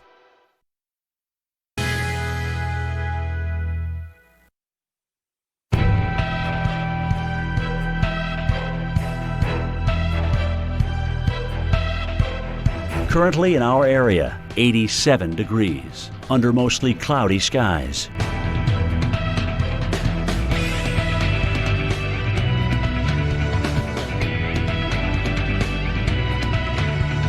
Tonight, partly cloudy, low 78. Winds west-southwest at 5 to 10 miles per hour. Saturday, scattered thunderstorms, high 88. Chance of rain 50%. Saturday night, partly cloudy, low 69. Winds north at 10 to 15 miles per hour. Here's our 7-day outlook.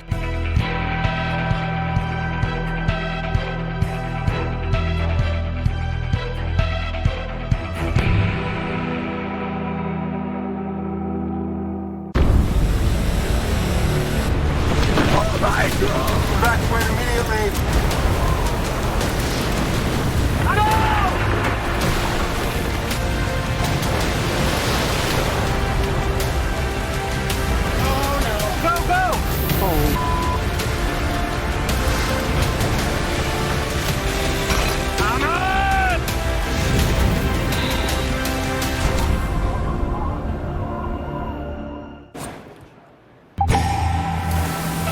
Heavy rain falling and lightning striking in Clearwater earlier today.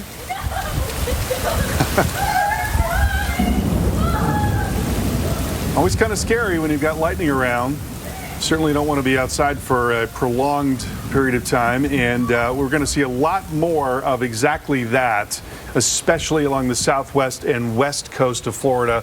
Tropical storm warnings now in effect for the Keys, and then tropical storm watches from Naples and southwest Florida right up into Sarasota and Bradenton. So there's the latest on Tropical Depression Fred, now a 35-mile-per-hour storm by definition as a tropical depression, and then moving west at 12 miles per hour. You can see that it's not incredibly well formed. You notice how that bright color there, that's the thunderstorms.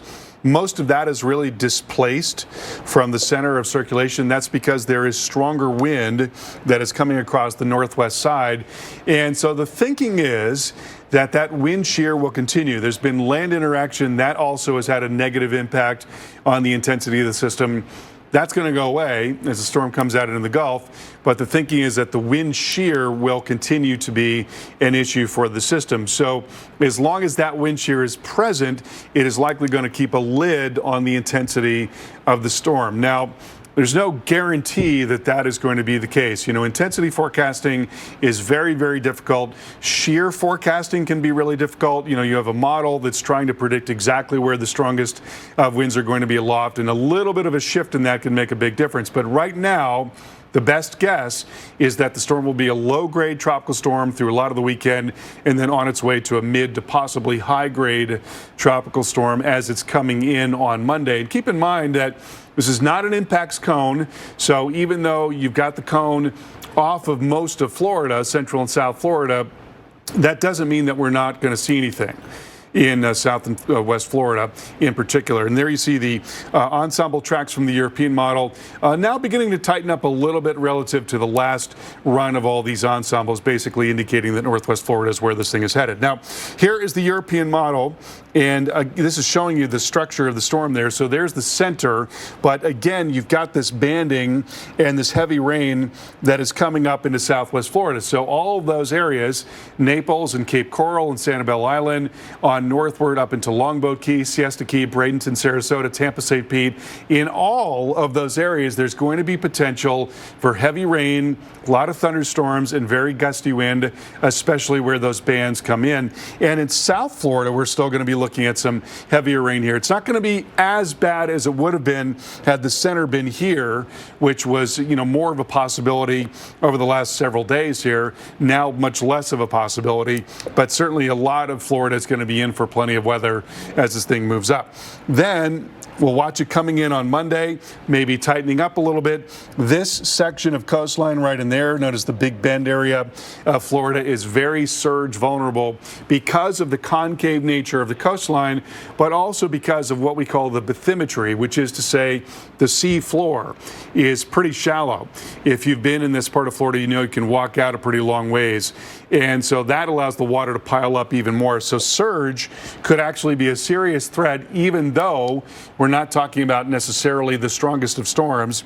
And then that center comes up in Alabama and Georgia, and Mark, that's going to mean some heavy rain well inland as well. So certainly a lot of potential impacts from the storm, even though it's going to be just a tropical storm. And that really changes things, especially inland, where the soil changes, the elevation changes.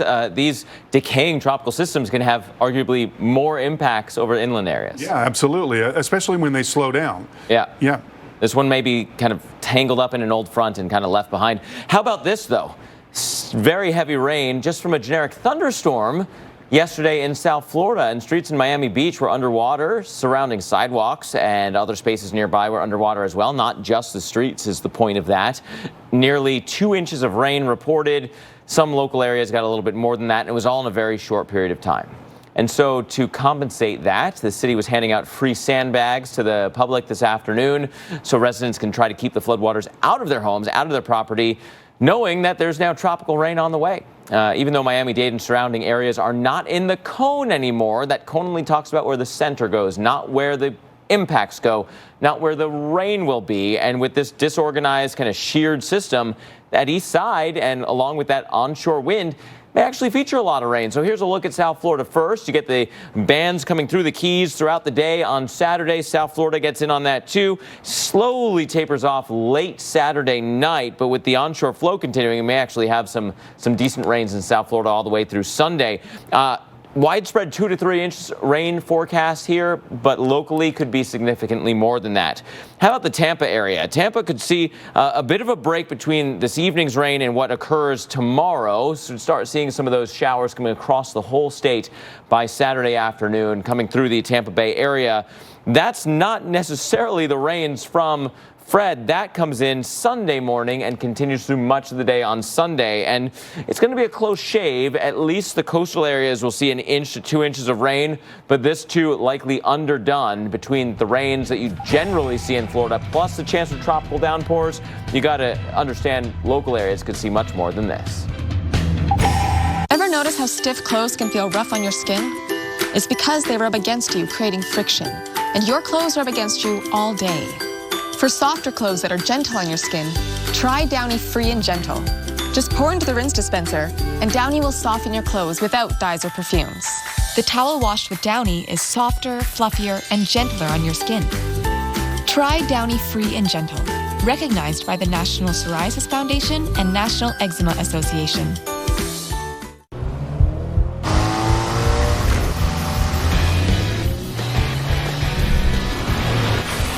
Return to rugged, the all-new ruggedly redesigned 2022 Nissan Pathfinder. Oh, hello. Did you know that Coffee Mate is triple churn and 2 times richer than milk for 1 perfect cup of coffee? How do I know so much about Coffee Mate? I've had a cup or 200. Coffee Mate. Coffee's perfect mate. At Chewy, we know walks are made better with our furry friends, and we're here to make those walks easy. From tasty treats on the go to toys that keep them moving. Get everything they need, even prescriptions, delivered right to your door. Get fast, free 1 to 2 day shipping. Visit Chewy.com today. Protect your pet this flea and tick season with Chewy. Find everything from flea collars and sprays to prescriptions that keep pests away. Chewy has what you need to keep tails wagging and pets itch-free all season long. Shop pet prescriptions and more at Chewy.com today. Before treating your chronic migraine, 15 or more headache days a month, each lasting 4 hours or more, you're not the only one with questions about Botox. Botox prevents headaches in adults with chronic migraine before they even start, with about 10 minutes of treatment once every 3 months. So ask your doctor if Botox is right for you, and if a sample is available. Effects of Botox may spread hours to weeks after injection, causing serious symptoms. Alert your doctor right away, as difficulty swallowing, speaking, breathing, eye problems, or muscle weakness can be signs of a life-threatening condition. Side effects may include allergic reactions, neck and injection site pain, fatigue, and headache. Don't receive Botox if there's a skin infection. Tell your doctor your medical history, muscle or nerve conditions, and medications, including botulinum toxins, as these may increase the risk of serious side effects. In a survey, 92% of current users said they wish they talked to their doctor and started Botox sooner. Plus, right now, you may pay $0 for Botox. Ask your doctor about Botox today.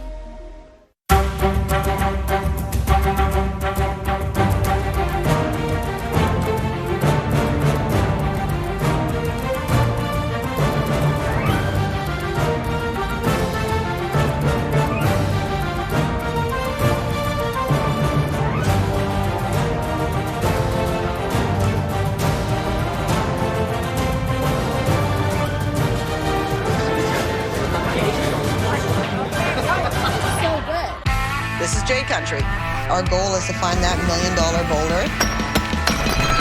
I will dig till my hands bleed. That's so sketchy, dude. Anything can shut you down.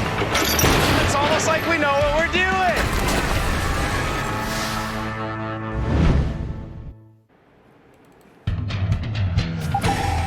Well, Tropical Depression Fred plowed through the Dominican Republic yesterday. Strong winds toppling this metal wall, and could be a look at what we might be in for as Fred comes into northwest Florida in particular. The wind impacts are likely not going to be as great along the west coast of Florida. It is less likely now that we get near the core of the storm, but the storm is going to be likely strengthening and coming into northwest Florida or perhaps Alabama, and that is going to be on Monday. So there is the latest on Tropical Depression Fred. We've got a new advisory, full forecast advisory coming out from the Hurricane Center at 11 p.m. Always nice to see if there's any change in thinking, although we haven't seen a whole lot of change. The main thing that's really happened here in the last couple of days is that the track has shifted farther to the west, and that's because the storm itself has been moving farther to the west, got sort of buried over Cuba, and that was a little more west and south relative to what was initially expected of the storm. And the other thing that's happening here is that it's being sheared. We've talked about that over the last couple of days. See how the clouds are moving along pretty quickly on the northwest side there. There's an upper low that is off to the northwest, and that's why that's happening. So whenever you've got strong wind that is, sort of directly over some part of a tropical cyclone, well, that's generally going to have a negative impact. It doesn't always work out that way. And actually, if you have strong winds that are near a tropical cyclone, it can actually enhance the potential for strengthening. But in this case, because we've seen that strong wind right over the center, that has really kept it from getting much stronger. And so the thinking is that that wind is going to continue to be in place to some extent, and that is going to keep a lid on the potential for, how strong this thing gets. Now, whether that continues to be the case is always a difficult question. Intensity is a very thorny question. It's the hardest thing in the world when it comes to tropical cyclones. Track is getting much, much better. With every year, we get better with track forecasting, but intensity continues to be difficult because, for example, the wind shear could look like a certain thing on one day, and then 2 days later it could be something else altogether. And, you've got a couple of days with the storm out over very warm water in the Gulf of Mexico. And so this is all dependent on that shear continuing. So just, keep that in your back pocket. Just know that it's expected to be a stronger tropical storm as it comes in, but it is going to have a lot of time out over the open water. So the probability of tropical storm force winds greatest in northwest Florida from, say, Panama City on westward towards Sandestin and Pensacola. That's where we really could get hit by the wind from this thing. And the wind is already stepping up tonight in the Keys. It's going to be going for a lot of the day tomorrow. Into tomorrow afternoon, the winds will get stronger, especially with some bands of storms that come through in South Florida.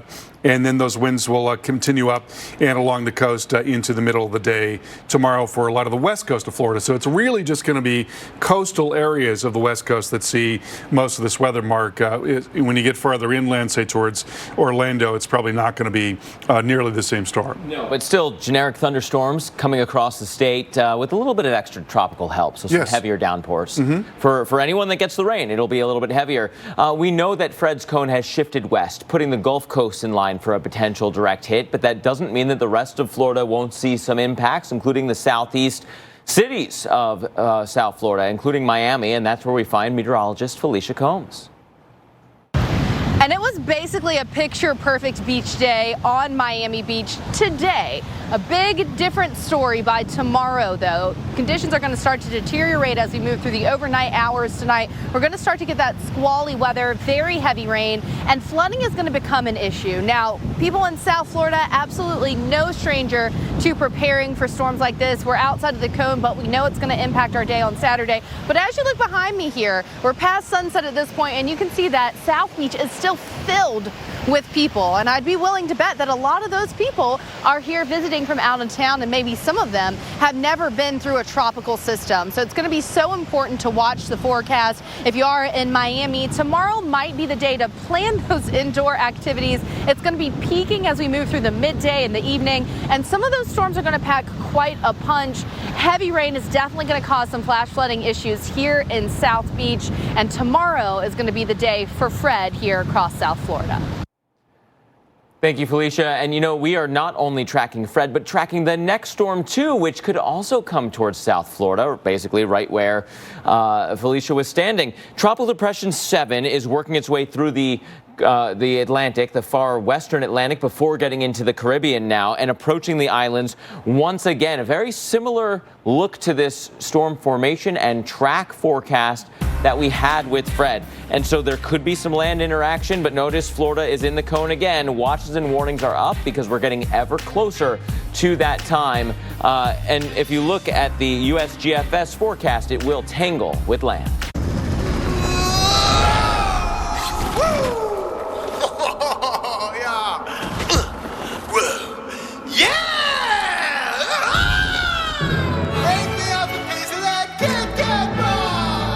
It's like a pancake.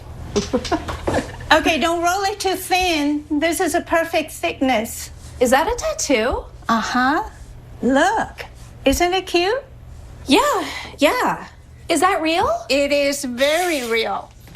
Yeah, no, it looks good. I love it. Can I have one? No. Yes. Absolutely not. The video calling device designed to bring people closer. Share something real. Portal from Facebook. Kleenex Ultra Soft Tissues. 3 layers strong for sneezes, smudges, and everything in between. Kleenex for all the moments. A portion of every purchase is donated to students in need. Liberty Mutual customized car insurance, so you only pay for what you need. How much money can Liberty Mutual save you? 1, 2, 3, 4, 5, 2,807. $2,808.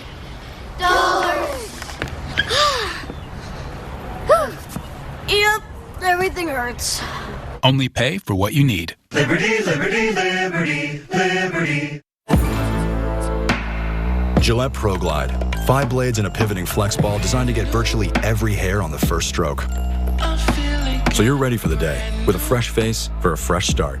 For a limited time, get a 5th cartridge free. This is new Special K dipped with crunchy flakes dipped in creamy chocolatey goodness and tossed with real almonds. New Kellogg's Special K dipped. Do what's delicious. Feel the cool rush of Claritin Cool Mint Chewables. Powerful 24-hour non-drowsy allergy relief plus an immediate cooling sensation for your throat. Feel the clarity and live Claritin Clear. At Domino's, we're giving away $50 million in surprise frees instead of surprise fees like other delivery apps. When you order delivery online, you could be surprised with free lava cakes, free stuffed cheesy bread, free pizza, or more. Oh my goodness! I love my babysitter. She laughs when I burp. We got her from Care.com. Go to Care.com for great babysitters and nannies with profiles, reviews, and more. It costs less than you think, and we even make it easy to pay. Care.com. It's the biggest sale of the year on the new Sleep Number 360 smart bed. It's the most comfortable, dually adjustable, foot warming, temperature balancing, proven quality night sleep we've ever made. Save 50% on the new Sleep Number 360 limited edition smart bed, plus 0% interest for 36 months. Ends Monday. The Weather Channel and its climate team at Pattern are connecting you every day to the most fascinating stories impacting our planet. If it's out there, it's in here. The Weather Channel. Well, Fred has been causing problems in the Caribbean. This is a look at some of the violent wind that came through the Dominican Republic, or what it did, uprooting trees and toppling them onto residences. Storm knocking out power and running water for thousands of people. There's always a serious flood threat with tropical systems as they come through Hispaniola because it's so mountainous, and that adds to the not just the rain potential but also channels and funnels that water and makes it come down a lot more violently. But certainly some pretty strong wind there. Those are some very large trees there in the DR. And there you see a live look at Key West on the left and then Tampa on the right. These are both areas that are going to be in for some gusty wind and some heavy rain starting tomorrow and continuing into Sunday as well. It is less likely now that the storm is going to move right up and along the west coast of Florida. It is going to be tangling with the Keys a little more directly, but then starts to pull away from Florida, moving up into the eastern part of the Gulf. We'll show you that track here in just a moment. So right now, a 35-mile-per-hour tropical depression moving towards the west at 12 miles per hour. There's the forecast track and intensities from the Hurricane Center. As always, this is not an impacts cone, and there will be wind and rain that is well outside of that cone there and along the west coast of Florida in particular. Even farther to the east in South Florida, we're going to get an onshore flow and waves of rain starting tomorrow and then going through Sunday as well. But certainly as you get closer to the west coast, we'll see even more impact. But the core of the storm is likely going to be offshore. Now, one of the more difficult questions is, what is it going to be?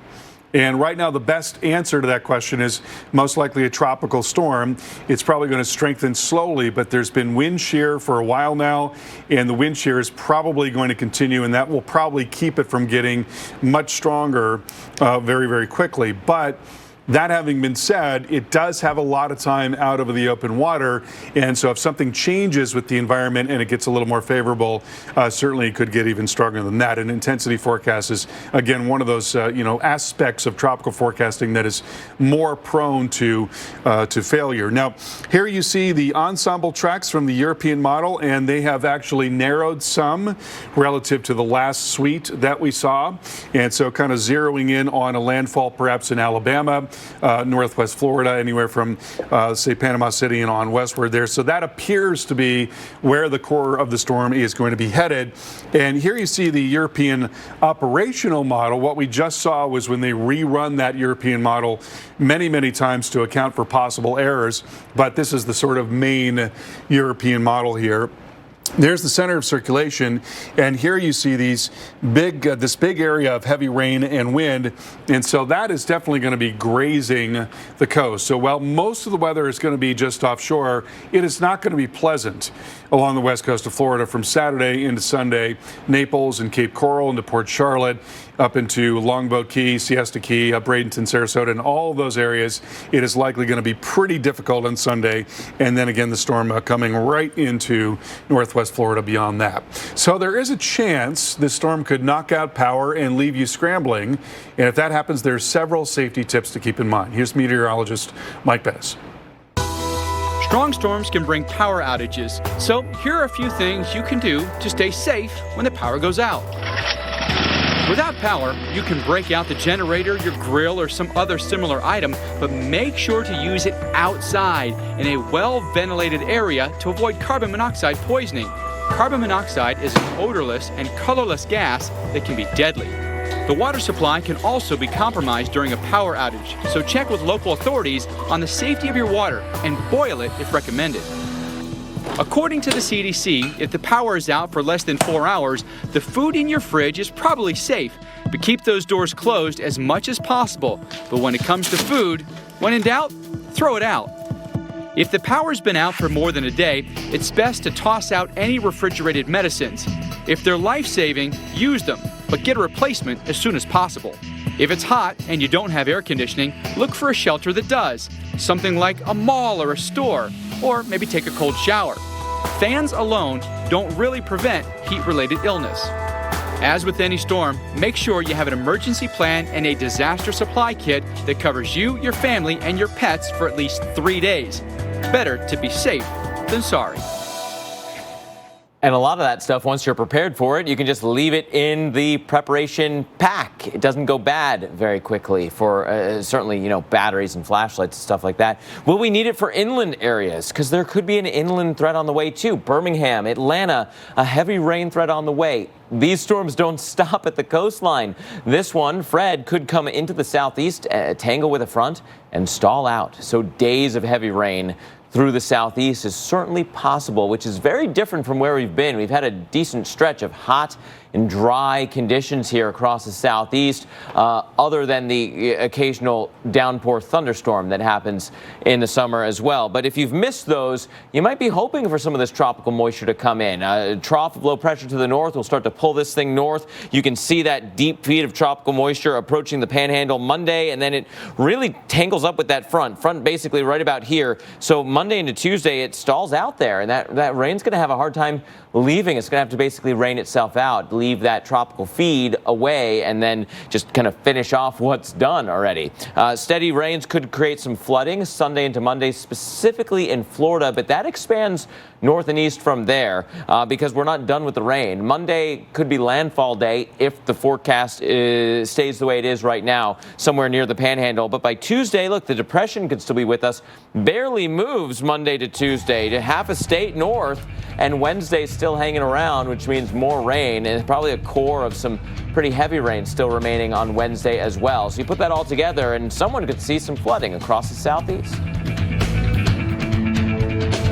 What can businesses do to help fight the climate crisis? Alcune idee ce li ho. Do more sustainable farming. It's a thing now. Use wind or solar. Go all electric faster. I dare you. I'm only 6. So you figure it out. What's it gonna take for you to do something? Yeah. What are you waiting for? Climate change affects all of us. This is your chance to do something good.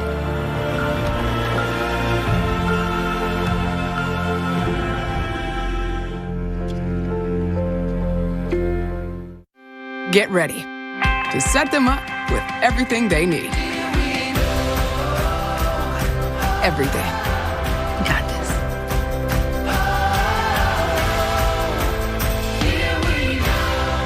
Surprise freeze are coming!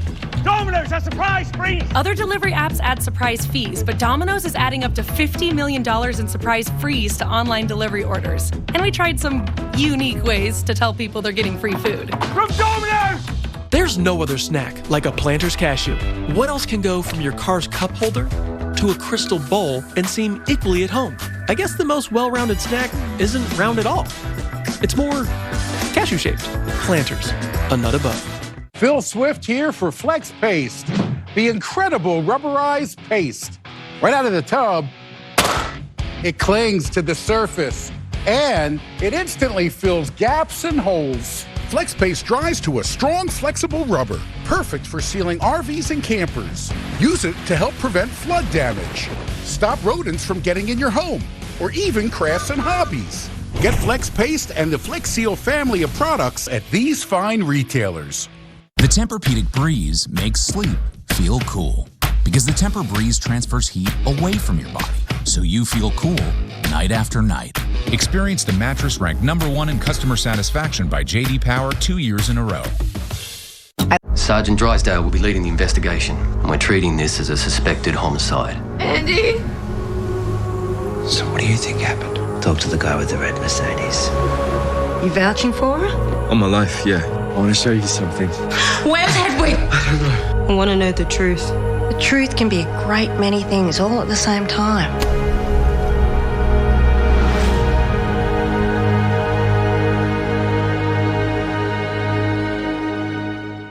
Do you have a job? Do you have $136? If you do, we can sell you a new car today. What about all these cars? Yep, and many are available with no money down. Check out all of our Hondas, Toyotas, Kias, and Acuras online.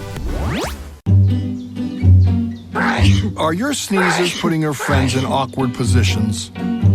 Stick with Zyrtec. Zyrtec starts working hard at hour 1 and works twice as hard when you take it again the next day. Zyrtec, muddle no more. No other news network out there is trusted more than the Weather Channel. This is epic! Trusted to be there, where and when you need us. Trusted to work around the clock until every threat is over. We're in this for the long haul. Because America doesn't trust hurricane season to just anyone.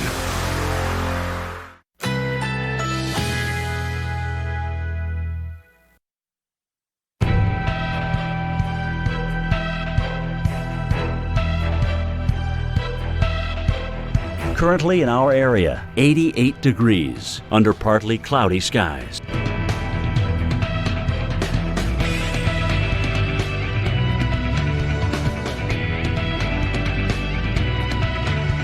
Tonight, partly cloudy, low 78. Winds west-southwest at 5 to 10 miles per hour. Saturday, scattered thunderstorms, high 88. Chance of rain 50%. Saturday night, partly cloudy, low 69. Winds north at 10 to 15 miles per hour. Here's our 7-day outlook.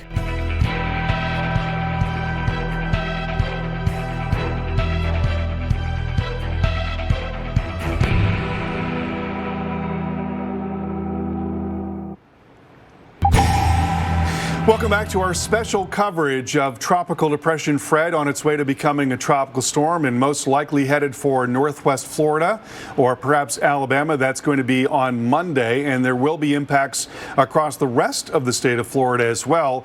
This is as of the 8 p.m. advisory. We have a new advisory from the Hurricane Center coming out, a full forecast advisory coming out here probably within the next 10 minutes or so, and it's going to be very interesting to see if there have been any changes. The really big change that occurred between yesterday and today was that the forecast cone moved farther west. And so it's a lot less likely that the center of circulation is going to be near the west coast of Florida. However, a lot of the weather will extend east of that center. So we're still going to be in for plenty of heavy rain and all kinds of gusty wind as that storm comes up. That's going to be through tomorrow and then also into Sunday as well. Brand new advisory. There you go. And so we're still looking at a tropical depression, and it's now moving west at 12 miles per hour. And so, not much change as regards the current status of the storm. Now, one of the things we've been watching over the last couple of days, first of all, there's been a lot of land interaction with Hispaniola and also with Cuba. But then on top of that, there's been this big upper low. You see the big swirl right there? So that has brought stronger winds across the northwest side of the circulation. And the thinking is that even though land interaction is going to be removed from the equation, we're going to keep that wind shear in place, and that will likely keep a lid on the intensity of the storm. And so there you see the new forecast from the Hurricane Center, and it's essentially unchanged. They're calling for it to be a low-grade tropical storm through Sunday, and then perhaps strengthening just a little bit right at the very last minute as it is coming on shore. And, so that could be a mid-grade, it could be a mid-grade or even a high-grade tropical storm as it's coming in on Monday, and that's a very surge-vulnerable area of coastline there. So certainly surge could be an issue, wind will be an issue, and then a lot of very heavy rain, and that continues beyond that up into Alabama and also into Georgia. Here is the European model forecast, and so this will give you an idea of the structure of the storm. Again, the center of the storm will be way offshore, but you've got this area of heavier rain here and wind, which extends from the center and on eastward, and that is going to be, basically brushing up against the west coast of Florida. So all of those areas along the west coast, first of all, the Keys, certainly that's going to be where we see the initial impacts through tonight, stepping up tonight into tomorrow morning. Then tomorrow, it's going to be moving into Naples and Cape Coral and Port Charlotte, and then going into Sunday more towards Bradenton, Sarasota, Longboat Key, Tampa and St. Pete, all those areas, getting in on at least heavy rain and gusty wind, even though the core of the storm is going to be offshore. And then beyond that, storm again strengthening at the very last minute.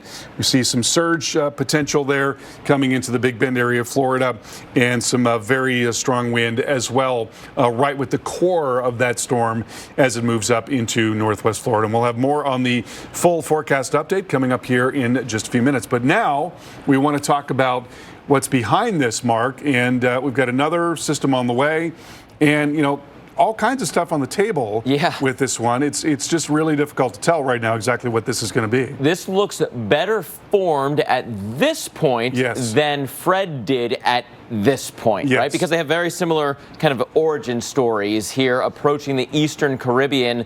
This is also the brand new advisory. The 11 o'clock advisory is in on Tropical Depression 7. Still a tropical depression, still moving west very quickly, close to 21 miles per hour. So arguably slightly slower than earlier, but not by much. It is also still very small, and in recent trends, recent scans here, we've lost some of the tallest cloud tops, so it's struggling a bit at this point. That said, look at this forecast just issued. This is a new forecast, is issued by the National Hurricane Center, and by day 5, somewhere in this circle, which puts South Florida and the Keys in the cone again from this next storm. So I know the communication gets a little bit wonky, a little bit more tricky when you have two different tropical systems going over very similar paths like this, but this is not Fred. This is the next one down the line, Tropical Depression 7. Could we tangle with land in Puerto Rico and the Dominican Republic, maybe East Cuba with those big mountains again? Maybe. Some of the models go across Puerto Rico, but then stay north of the biggest mountainous tops and thus stay together. The low-level circulation stays together a little bit better, a little bit longer, potential for a stronger storm that way. Tropical storm watches and warnings have been out. No changes as of the 11 o'clock advisory across the alerts in the Caribbean. And then again, I want to point this out. This is the USGFS model, came in earlier this evening, I should say. That's the operational run, that green line. That's the one we normally look at. However, the ensemble members, the different versions of the GFS, really kind of expand the potential from, staying south of Puerto Rico to going right through the Bahamas and somewhere off the southeast coast. So there's a lot that we don't know yet with this next storm, and land is going to play a huge role to determine how strong it will get. Be sure to stay with the Weather Channel as we give you those answers over the coming days. You can download our app on your TV as well, as our coverage is also available on Roku, Fire Stick, and on your smart TV. Make this the summer you taught them what it means to serve. The summer of hauling happiness by the ton and bringing home hardware by the handful, where traditions were passed down on the tailgate. And the only thing more powerful than the feeling was the truck that took you to it. Make this the summer of Ram. Now get $3,550 in total values, plus finance and get no monthly payments for 90 days on the 2021 Ram 1500. We're a super active family. Anything outside is great by us. And it's really nerve-wracking to go out and teach your kid to ride a bike if they're not insured. When I went on healthcare.gov for the first time, I wasn't expecting to find such a good policy that was so affordable. And I was pleasantly surprised to actually find the perfect policy for our family. After the COVID relief law, I went back on and made some changes, and it was even more affordable. Enrolling in healthcare.gov is extremely easy. You might not think you're able to afford health insurance, but you totally can. This is a storm like we had not seen before. It was crisis mode, just trying to make it work. What do you do without electricity, without water? Our restaurant had resources that we wanted to share. We knew there'd be a need out there. Was able to reach out to Lila at the hospital. She said, "You want some Chick-fil-A hot sandwiches?" And I said, "Of course we do." She actually fed 3 of our hospitals. We knew how stressed out the hospital staff were. The gesture of thinking of us, it was amazing. They were caring for others, and we wanted to be able to care for them. When you order carry-out, choose Domino's Carside Delivery. Check in when you arrive, and we guarantee we'll be headed out the door less than 2 minutes after your order is ready. If anything slows us down, your next pizza is free. Choose Domino's Carside Delivery and put our new 2-minute guarantee to the test. So, if you have a flat tyre, dead battery, need a tow, or lock your keys in the car, Geico's Emergency Roadside Assistance is there 24/7. Oh dear, I got a flat tyre. Yeah, can you find a take where it's a bit more dramatic on that last line, yeah? Yeah, I got it right here. Someone help me! I have a flat tire! Oh, it's good for me. What do you think? Geico. 15 minutes could save you 15% or more on car insurance. Real fruit and whole grains. Doing something good for yourself has never been this easy. Just do what's delicious. Kellogg's Special K. At Chewy, we know the only thing that changes when bringing home a new pet is everything. And we're here with everything to help you on that journey. Whether it's finding the perfect bed for a new friend or giving them something personal to welcome them to the family. We can even help you find the perfect treat or food that makes you both smile. Chewy's got toys, treats, prescriptions, all the things you need to celebrate your new friend, delivered right to your door. Get fast, free 1 to 2 day shipping. Visit Chewy.com today. Tonight, extended coverage here on the Weather Channel as we are following 2 tropical systems, tracking both of these through the waters that could affect eventually the southeast coast. That's right, 2 different cones touching the U.S. right now. Fred could bring tropical downpours and gusty winds through Florida and then into the southeast, but we're also looking at what a new tropical depression could bring by next week. First, the islands of the Caribbean, then potentially the southeast once again. So, with these kinds of risks, we know that South Florida isn't going to take any chances with the tropics. People were out filling sandbags today. Some of you have the potential of seeing a half foot of rain or more from this system, and so you got to be ready. Low-lying areas, coastal flooding prone areas need to be ready for this system. And right now, nearly 1 million people are under tropical alerts.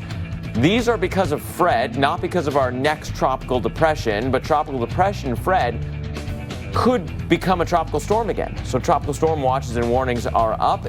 Those watches extend into places like Fort Myers and Naples. So thanks for staying with us here. 1 more hour of coverage as we watch the tropics. I'm meteorologist Mark Elliott.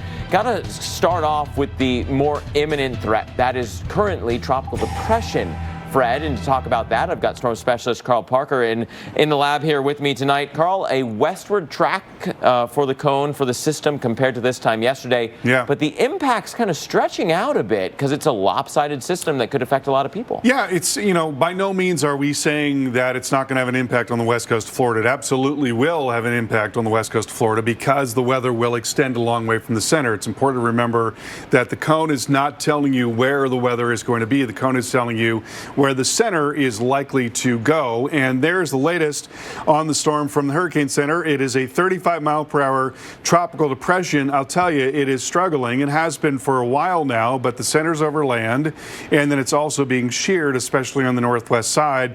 And you notice that this area of thunderstorms that is off to the southeast here, that actually has been sort of propagating to the south and moving away from the center. So really, when you look at the center, it is basically devoid of convection. There are no thunderstorms about the center of circulation right now. That is one of the requisites for a developing or maintaining a tropical cyclone, is to have thunderstorms about that center. If you don't have any thunderstorm activity, then, it's certainly not going to be getting stronger at that point. Will that change? We'll see. And, is it in fact even a tropical depression right now? That is a question. That's something that the Hurricane Center brought up. And of course, we'll have much better data tomorrow as the hurricane hunters go in and they're really able to go back and forth and determine whether or not there's a closed circulation. But, it's really struggling right now. There's just no doubt about that. And, let's hope that that trend continues, because that certainly could have impacts on what happens downstream. We talked about the shear. There's a big upper low here in a southwesterly flow that is coming across the circulation as a result of that. And so the shear is probably going to be in place for a while. Conditions may get a little bit better on Sunday, so there may be some opportunity for the storm to get stronger. And so the thinking is that it will slowly get stronger, becoming a tropical storm once again, a low-end tropical storm tomorrow and into Sunday, and then maybe a mid-grade to possibly high-grade tropical storm as it approaches either northwest Florida or Alabama on Monday evening. And so, in that case, we'd be talking about certainly some wind impacts and some surge impacts. Right now, the model guidance, intensity guidance, indicating that it will be a tropical storm. It's in that camp of tropical storm. And then when we look at the track guidance here, you can see it's kind of centered, at least for the European model, centered on northwest Florida and Alabama. So, that's where the guidance is right now. That could yet change. And, the most difficult thing of all in tropical forecasting is the intensity forecast, because how does the environment change exactly by the time you get a couple of days into the future? Is there still shear bothering the system? Has it backed off so thoroughly that the warm water is really the dominant controlling feature, and then suddenly it does get its act together at the very last minute? You can't say that that's impossible. So that's why it's really important to keep up with this day after day. You don't want to look at it and then go away for a couple of days and be surprised if you've got a storm that's even stronger than 60 miles per hour coming into the northern Gulf Coast. Right now, the probability of tropical storm force winds is highest in northwest Florida. So Panama City towards Sandestin and Destin, Rosemary Beach, over into Pensacola, and all of those areas, that's where the wind may be at its strongest. And here you see the likely arrival for those winds. They're starting to come in very late on Sunday and then solidly coming in by the time we get into Monday morning. Now, here's a model forecast, and this is what I was talking about and Mark mentioned this as well, about the expanse of the storm. So there's the center of circulation. So with the center being offshore, maybe you are spared the worst of the wind along the west coast of Florida, but you've still got this area of heavier rain that extends well out to the east there. And so, that absolutely means that we're going to get into really gusty wind and very heavy rain, first of all in the Keys, then Naples and Cape Coral and Port Charlotte, Sanibel Island, and then on up into Bradenton, Sarasota, Longboat Key, Siesta Key, Tampa, and St. Pete. All of these areas are going to be in for probably a pretty lousy weekend with the storm coming by, and we'll even get in on some rain in South Florida as well. And then again, the thinking is that the storm will have a little opportunity to get a bit more organized as it's coming into the northern part of the Gulf Coast. And then you've got an onshore flow here into a very surge vulnerable section of coastline in northwest Florida for a lot of different reasons. So surge may be an issue depending on how strong the storm is. If it's a low-grade, 40-mile-per-hour tropical storm, well, obviously that reduces the surge impact. But if it does strengthen, a fair amount at the last minute, maybe it makes it to 65 or something stronger, then obviously that's going to step up that potential for storm surge. So, that is basically what we're looking at this point. We've got a lot of different potential impacts here. Also, by the way, I want to point out the storm is very slowly going to come up into Alabama and Georgia. Flash flood potential in those areas well inland with that storm. So a lot of different things to watch. And Mark is going to talk to us more about the flood threat coming up here in just a minute. Mark? Yeah, that inland risk is going to be a big one. But before we get to inland, we got to start as far south as we can go. Miami Beach, no longer in the cone, but you know the kind of heavy rains that bring flooding. You had it last night, for goodness sake. Weather Channel meteorologist Felicia Combs is in Miami Beach with a look at how people there are preparing just in case.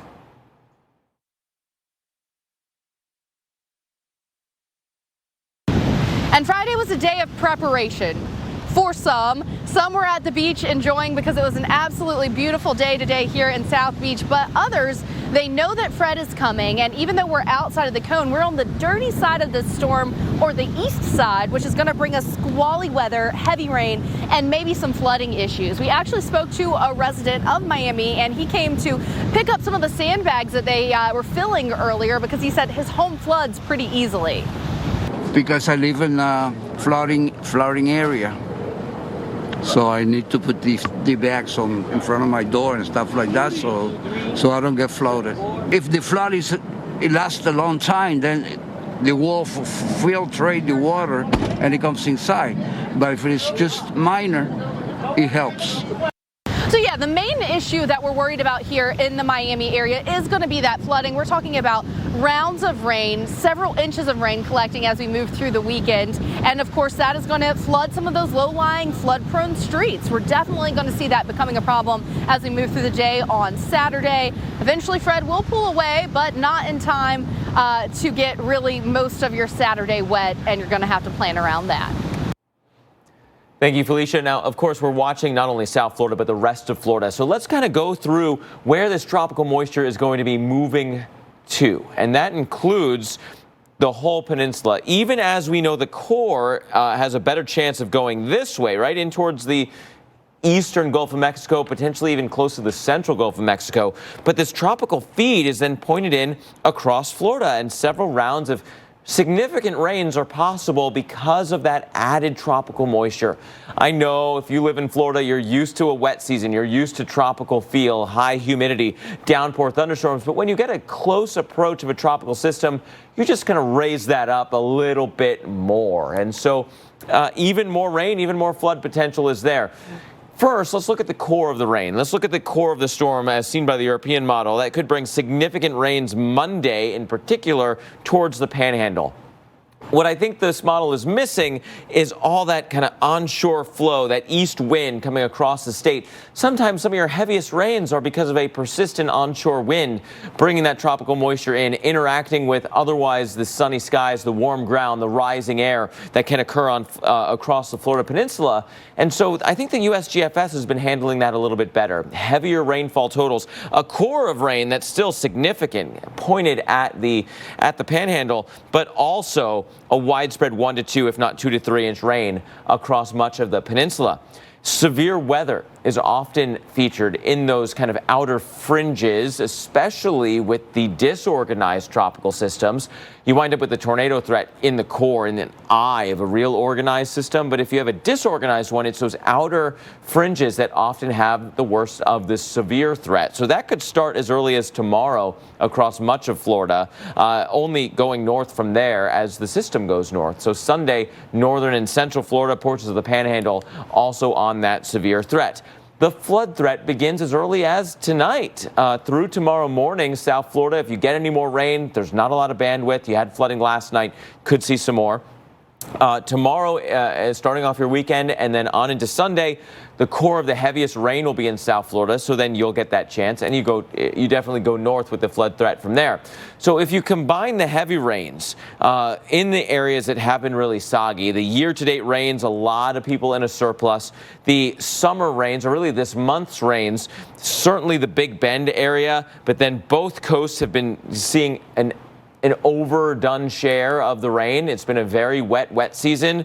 And if you combine that with the saturated grounds and an onshore push at the time of high tide, then you have higher wave action, you have a wind that's pushing a surge in, you have heavy rain that then can't go back out towards the coast.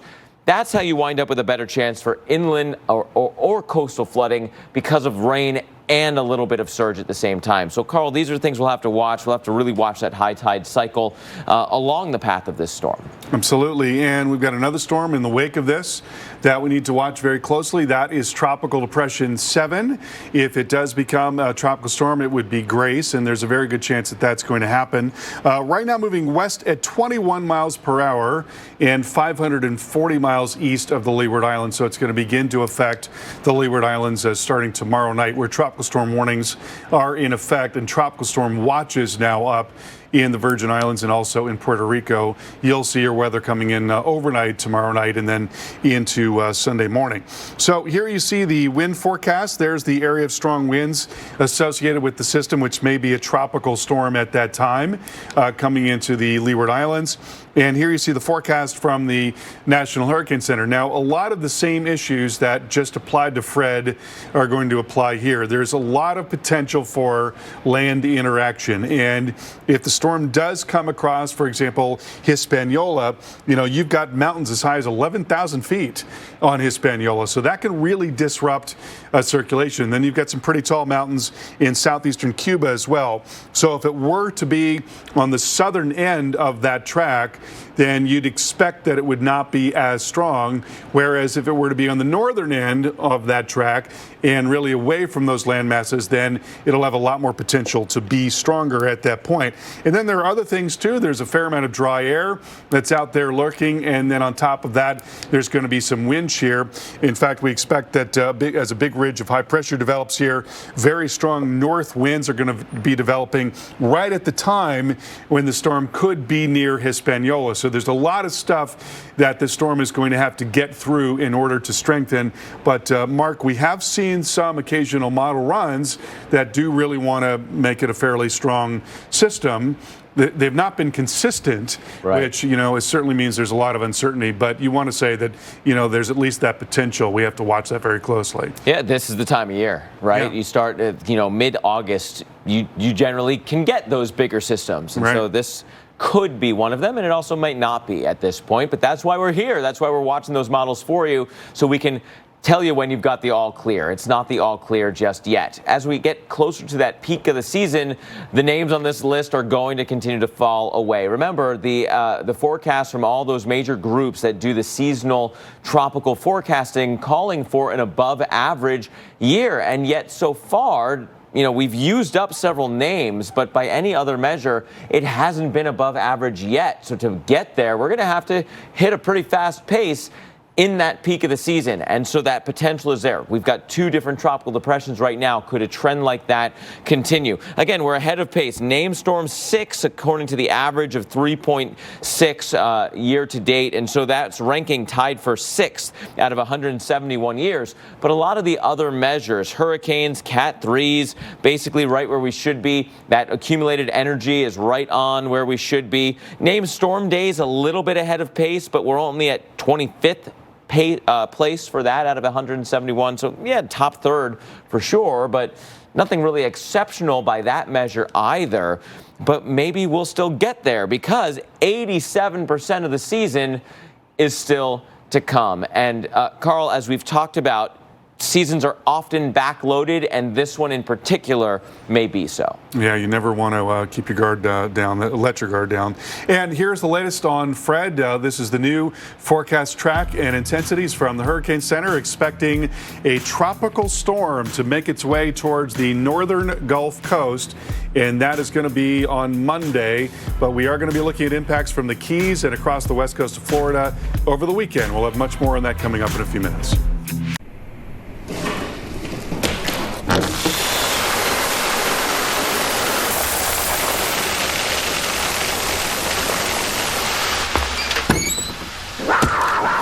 Welcome the rainbow. Taste the rainbow. I wanna see you stand.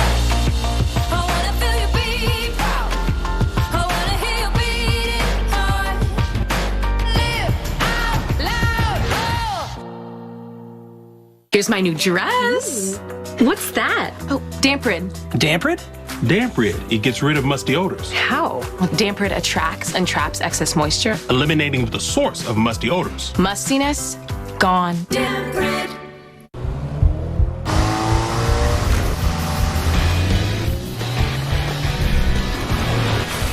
Return to rugged, the all-new ruggedly redesigned 2022 Nissan Pathfinder.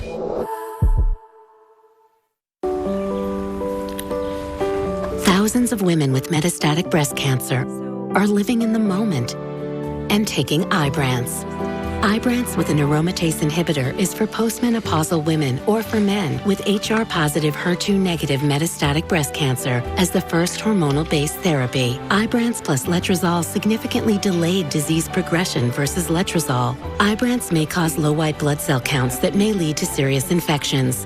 Ibrance may cause severe inflammation of the lungs. Both of these can lead to death. Tell your doctor if you have new or worsening chest pain, cough, or trouble breathing. Before taking Ibrance, tell your doctor if you have fever, chills, or other signs of infection, liver or kidney problems, are or plan to become pregnant, or are breastfeeding. For more information about side effects, talk to your doctor. Be in your moment. Ask your doctor about Ibrance.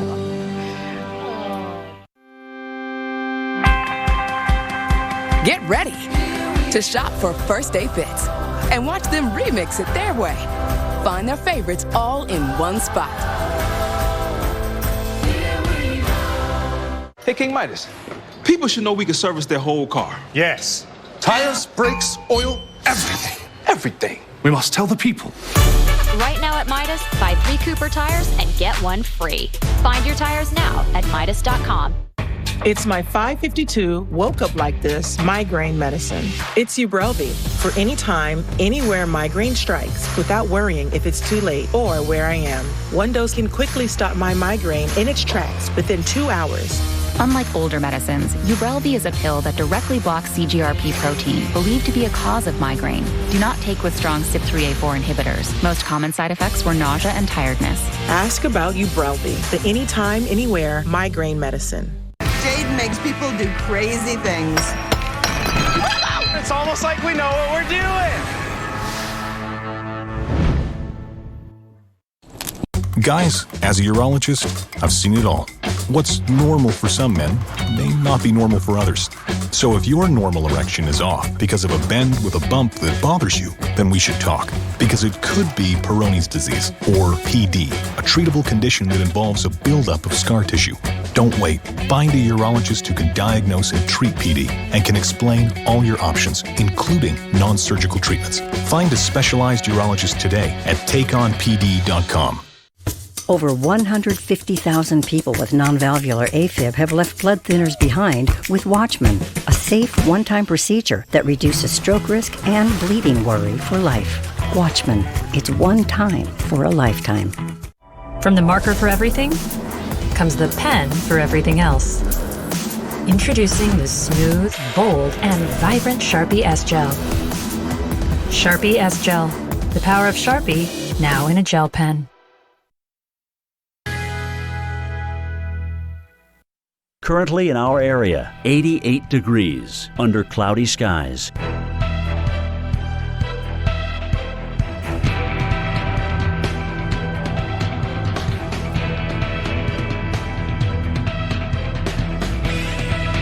Tonight, partly cloudy. A stray shower or thunderstorm is possible. Low 78. Saturday, mixed clouds and sun with scattered thunderstorms. High 89. Chance of rain 50%. Saturday night, a few clouds from time to time. Low 69. Winds north at 10 to 15 miles per hour. Here's our 7-day outlook.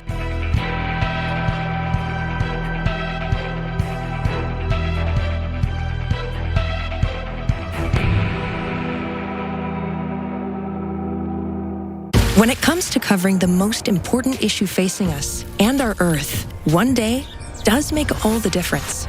Now, the Weather Channel and its innovative climate team at Pattern are connecting you every day to the most fascinating stories impacting our planet.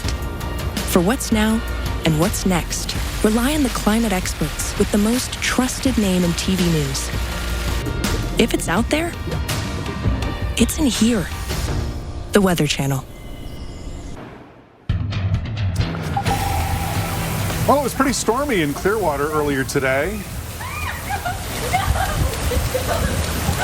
A lot of lightning around, and there's going to be a lot more of that going through the weekend. It's going to be, in fact, probably pretty stormy for most of the west coast of Florida, more towards the southwest coast tomorrow, and then the west coast up into Sarasota, Bradenton, Clearwater, Tampa, going into Sunday in particular. But the core of our storm is going to remain well to the west of Florida. So that's probably going to keep us out of the worst of the impacts of this storm. That's the new advisory from the Hurricane Center, 11 p.m. advisory, and so really no change as regards the status of this storm. And, you know, what's interesting is the storm is actually not doing all that well right now. That's a satellite picture. So, you know, here's the center of circulation.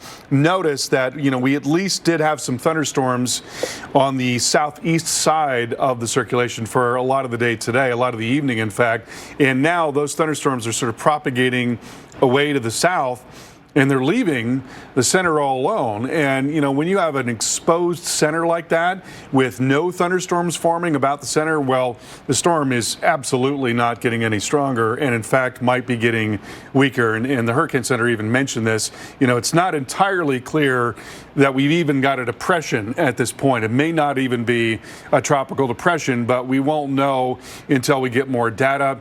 There's going to be a satellite pass, and they have a device called a scatterometer, which can tell us what the winds are doing at the surface. And then also the hurricane hunters are going to be flying in tomorrow. That's going to be really critical to get a sense of what's going on. But it may not even be a tropical depression at this point. And, you know, we can hope that it does continue to really falter here, because that obviously could have some impact on the storm downstream. But right now, what is expected is that after it gets off of Cuba, there's still going to be some wind shear, and that's probably going to keep a lid on the intensity for a time. It's also going to be out over very warm Gulf water. And so you never want to say never in a case like that, because what if the models are not diagnosing the shear correctly? What if the shear ends up being not as strong as what the models are showing right now? Well, then you'd have to say there's some potential for it to get even stronger than what is forecast here. And, you know, also the opposite is true. If it just comes off being almost nothing because of what's going on right now, and the shear remains strong, then it could be even weaker than what we're looking at here. So, you know, there are a lot of open questions, as there always are, about intensity. You know, track forecasting has gotten really, really good in recent years. Intensity forecasting continues to be very, very difficult. And that has to do with both the larger environment around the storm, but also the internal dynamics of the storm as well. It's just a really big challenge to tell you, you know, precisely what the intensity forecast is going to be in some cases. Not in all cases, but in some cases. And this is one of those cases. Mark? Yeah, one of the more uncertain forecasts in recent tropical forecasts for this one. Now, how about this?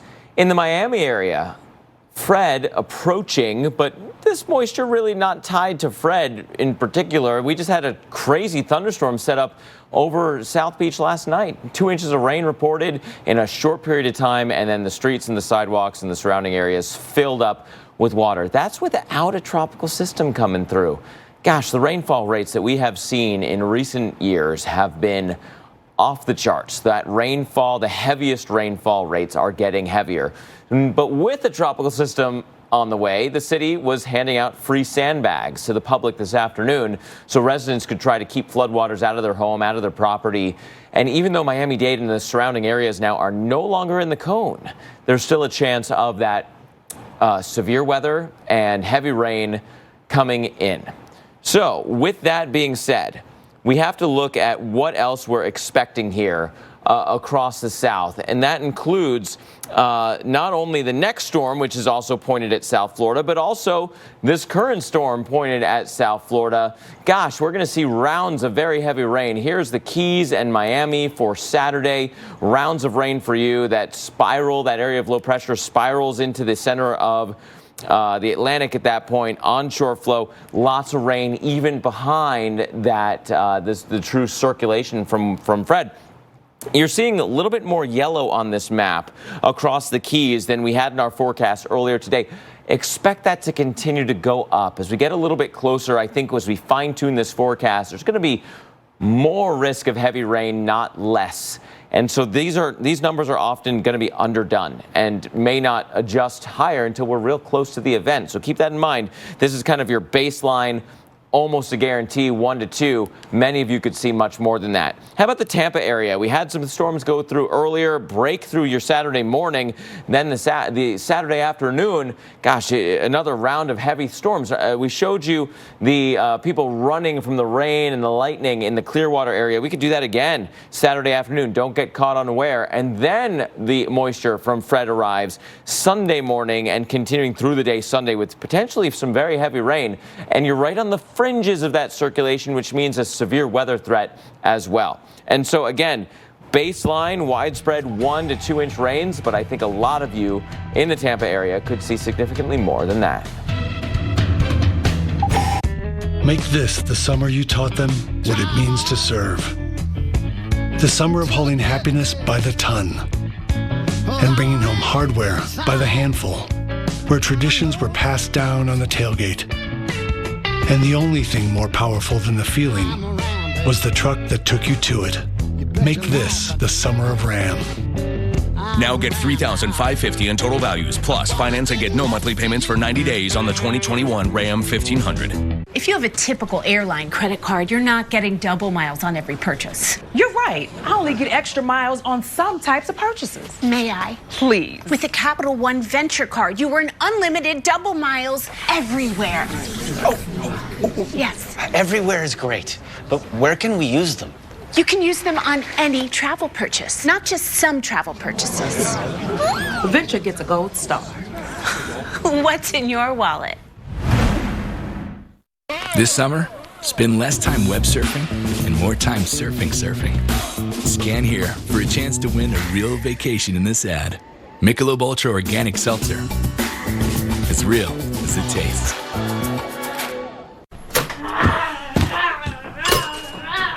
Meet the 4-year-old who refused to wear pants this morning. Why, Andy? I'm a dinosaur. Won't wear pants. We'll eat Eggo waffles. Get your wins where you can when you Lego with Eggo. With thyroid eye disease, I was always wearing sunglasses to hide my bulging eyes. I wore them just about everywhere. But then my doctor recommended Tepezza, a prescription medicine for thyroid eye disease, and I didn't have to hide so much. In a clinical study, more than 8 out of 10 patients taking Tepezza had less eye bulging, and nearly 7 out of 10 saw improvements in double vision. Tepezza is an infused medicine. Patients taking Tepezza may experience infusion reactions. Tell your doctor right away if you have symptoms such as high blood pressure, fast heartbeat, shortness of breath, or muscle pain. Before receiving Tepezza, tell your doctor if you have diabetes, inflammatory bowel disease, or IBD, or are pregnant or planning to become pregnant. Tepezza may raise your blood sugar even if you do not have diabetes and may worsen IBD such as Crohn's disease or ulcerative colitis. I look more like my old self again. Now I wear sunglasses because I want to. Ask your doctor if Tepezza is right for you and visit mytepezza.com to see Jeannie's before and after photos. Hey, King Midas, people should know we can service their whole car. Yes. Tires, brakes, oil, everything. Everything. We must tell the people. Right now at Midas, buy 3 Cooper tires and get 1 free. Find your tires now at Midas.com. Feel the clarity of non-drowsy Claritin and 24-hour relief from symptoms caused by over 200 indoor and outdoor allergens. Try Claritin Cool Mint Chewables for powerful allergy relief plus a cooling sensation. Live Claritin Clear. Oh my God! Evacuate immediately!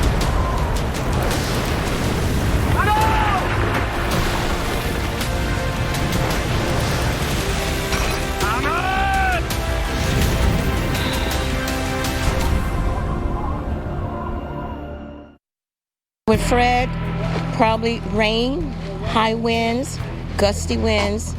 Hopefully that's it. Basically, we're trying to get probably about 2,000 bags. So there people could come out.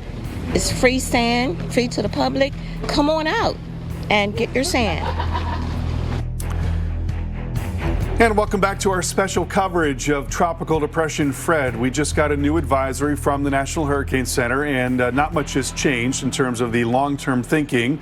The storm is actually really struggling right now. It's having a very hard time, and that's because it's been sitting over land for a while now. It's also been sheared for a while now, and it's interesting. The Hurricane Center is saying they're not even sure that it's a tropical depression at this point. It might not be. It might just be an open wave, as we say. And they'll have a much better idea later tonight. There's going to be a satellite pass, and we'll get a good sense of what's going on with surface winds with that. And also, the hurricane hunters will fly into the storm tomorrow. But, as you look at this thing, you see that all that bright color there, that's thunderstorms. You see how that's kind of pulling away and moving to the south relative to that center. If you don't have thunderstorms around the center of circulation, you've got a system that is really waning, and that's exactly what's going on at this point. So the question is, how's it going to bounce back? We know it's going to come back out over the open water, assuming there is something that comes back out over the open water. And, once that happens, it's going to have some opportunity to get a little stronger. But another part of this is this.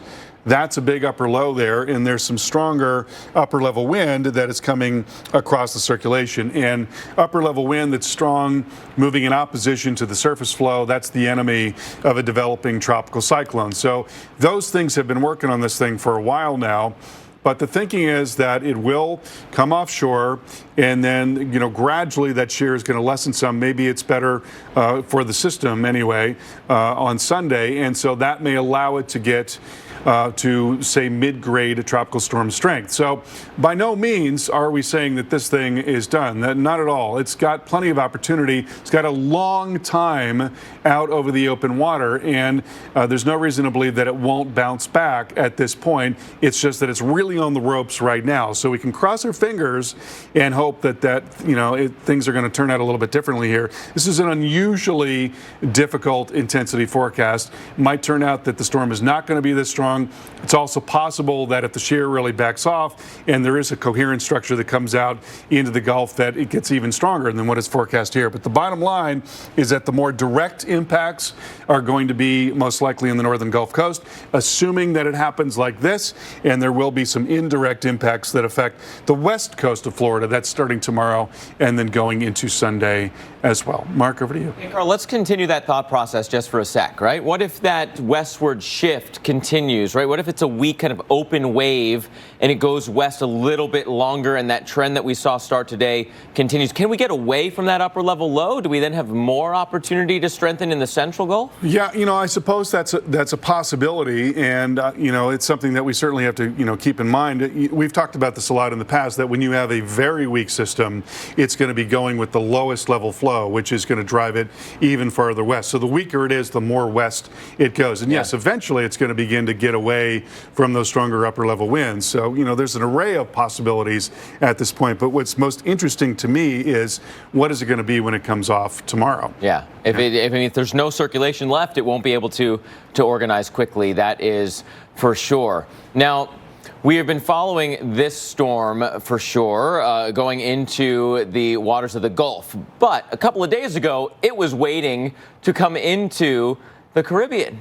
And that is exactly where the next system is hanging out right now. Just a few days removed, it's deja vu all over again. It was a potential tropical cyclone, now Tropical Depression 7, pointed at the islands of the eastern Caribbean, moving west very quickly, as did Fred at this point. And, several of those same islands in the mix again: Puerto Rico, Dominican Republic, and Haiti into Cuba. Very, almost eerily similar.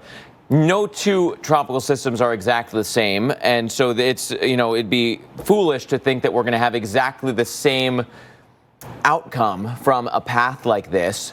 But it is many of the same areas. If they're recovering in Puerto Rico and the Dominican Republic from that heavy rain, the wind, lots of tree damage from this disorganized Fred, well, now we've got another one on the way, and already tropical storm watches are up for the Virgin Islands and for Puerto Rico.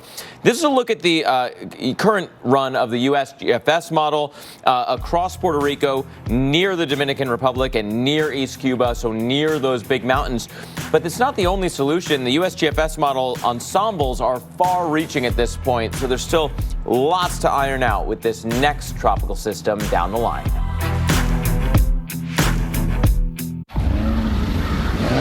Think premium can't be capable? Think again.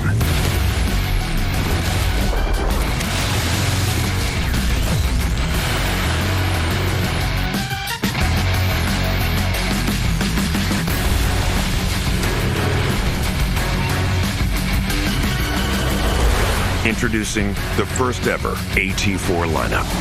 Premium and capable. That's professional grade from GMC.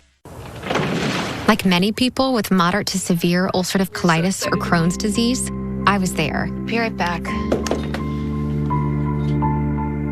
But my symptoms were keeping me from where I needed to be.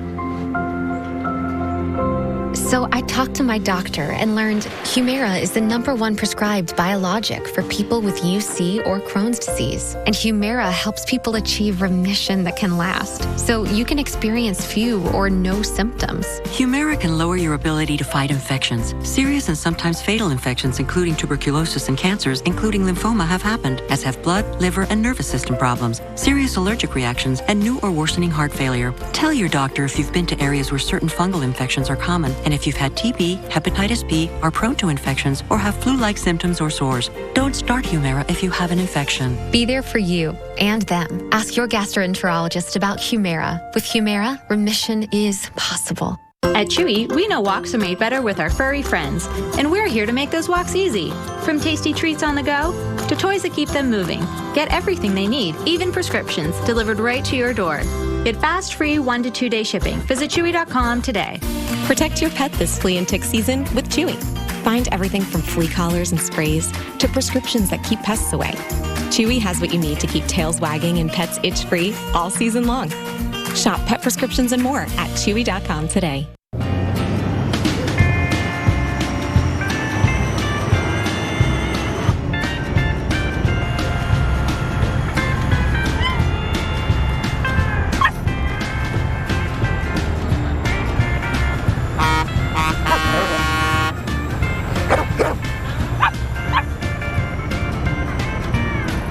The Subaru Forester.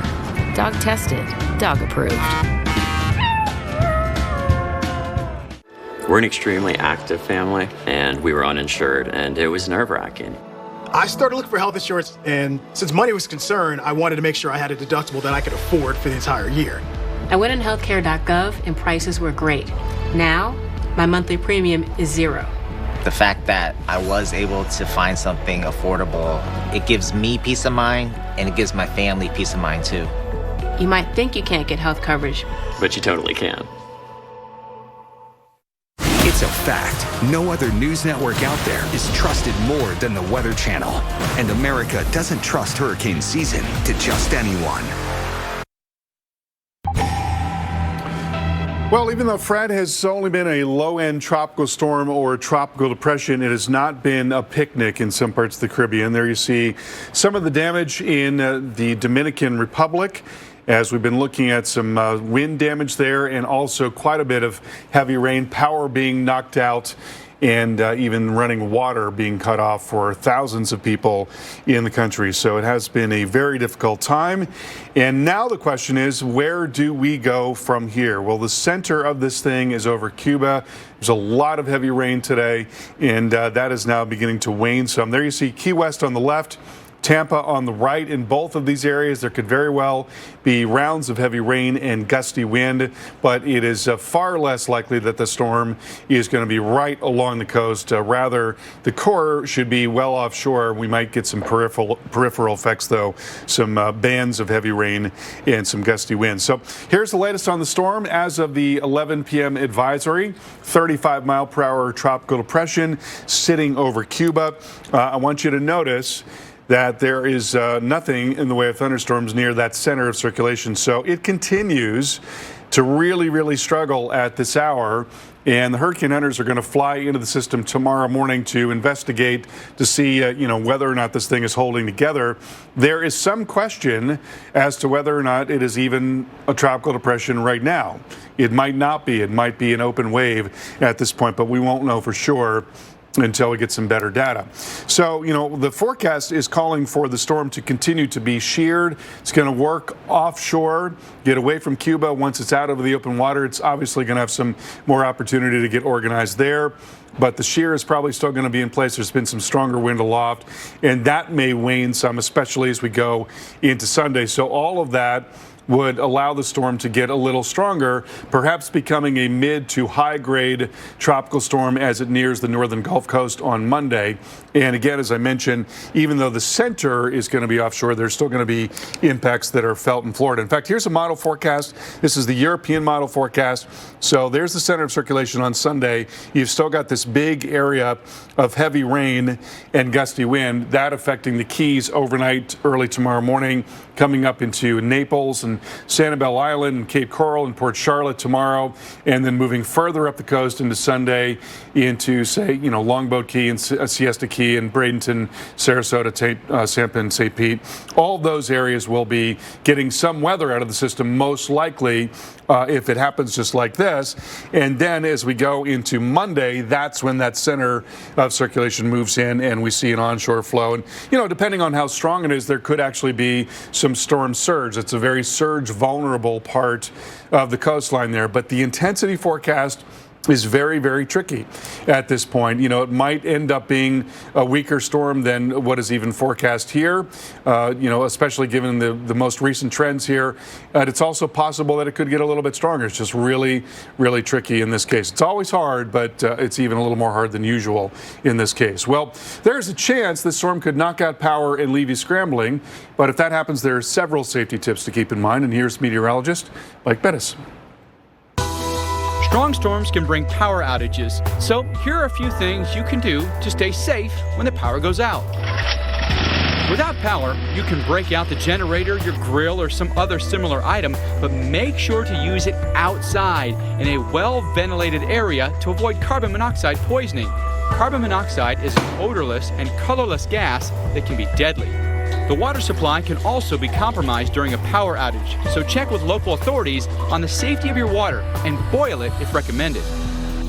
According to the CDC, if the power is out for less than 4 hours, the food in your fridge is probably safe, but keep those doors closed as much as possible.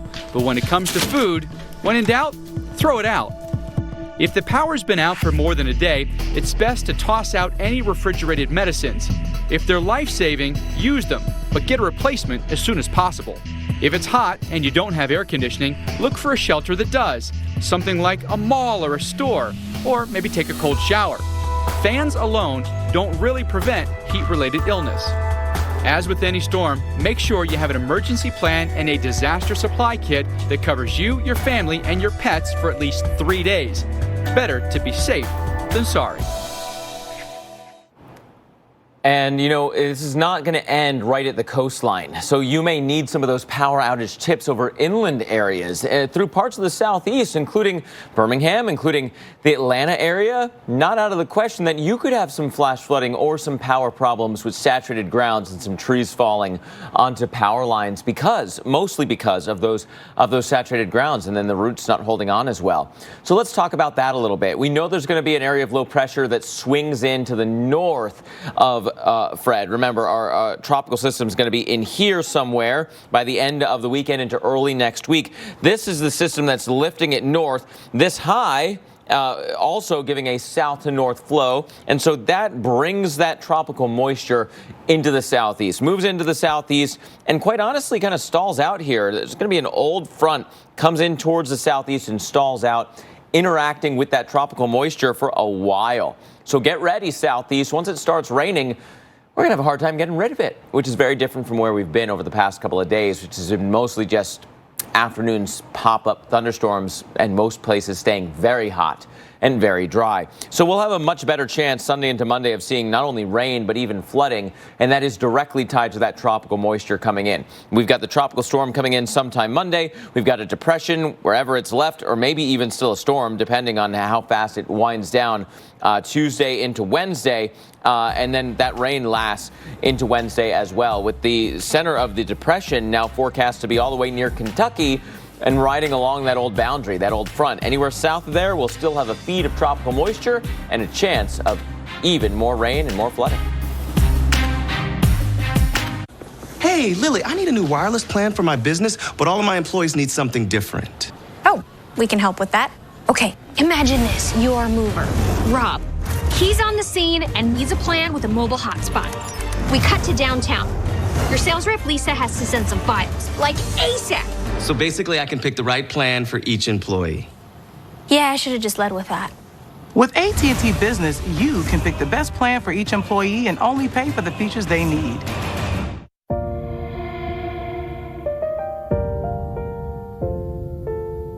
I wanna see you stand.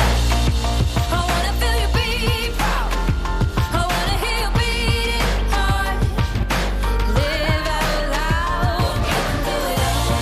Stand up now. If you be proud, you can stand up now. Live out loud. What we value most should be held in our hands. A trust that fuels us to know exactly where we stand. When the care we give back shows up in everything we do, then we become the good we can't afford to lose. There's power in our purpose to reach higher than before. What we value most shouldn't cost more. At Napa, we keep things moving. If it has wheels and an engine, we help keep it on the road. And if it's on the road, we have parts for it. And if you need a part, you can get it fast. At Napa, when we're not thinking about cars, we're thinking about the people who drive them. Because when it comes to serving you and our community, our motor never quits. Welcome to the new tomorrow, where it's not enough to do it alone, and working together means going all in. To move forward takes a different kind of technology partner, one who's always in your corner, and who understands that shared goals are the only ones that matter. And providing that kind of partnership is what we're built to do. Spectrum Enterprise. Feeling stressed in your skin? Not with Olay Retinol Body Wash, which improves skin 3 times better, from dry and stressed to bright and smooth. So I can feel my best in my skin. Olay Body, fearless in my skin. Don't settle. Start your day with Secret. Secret stops odor-causing sweat 3 times more, and the Pro-Vitamin B5 formula is gentle on skin. With Secret, outlast anything. No sweat. Secret. Straight, no sweat. And its innovative climate team at Pattern are connecting you every day to the most fascinating stories impacting our planet. Rely on the climate experts with the most trusted name in TV news. If it's out there, it's in here. The Weather Channel.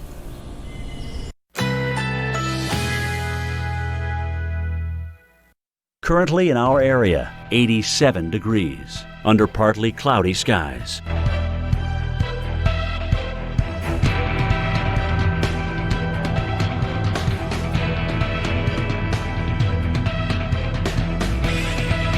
Tonight, partly cloudy. A stray shower or thunderstorm is possible. Low 78. Saturday, mixed clouds and sun with scattered thunderstorms. High 89. Chance of rain 50%. Saturday night, a few clouds from time to time. Low 69. Winds north at 10 to 15 miles per hour. Here's our 7-day outlook.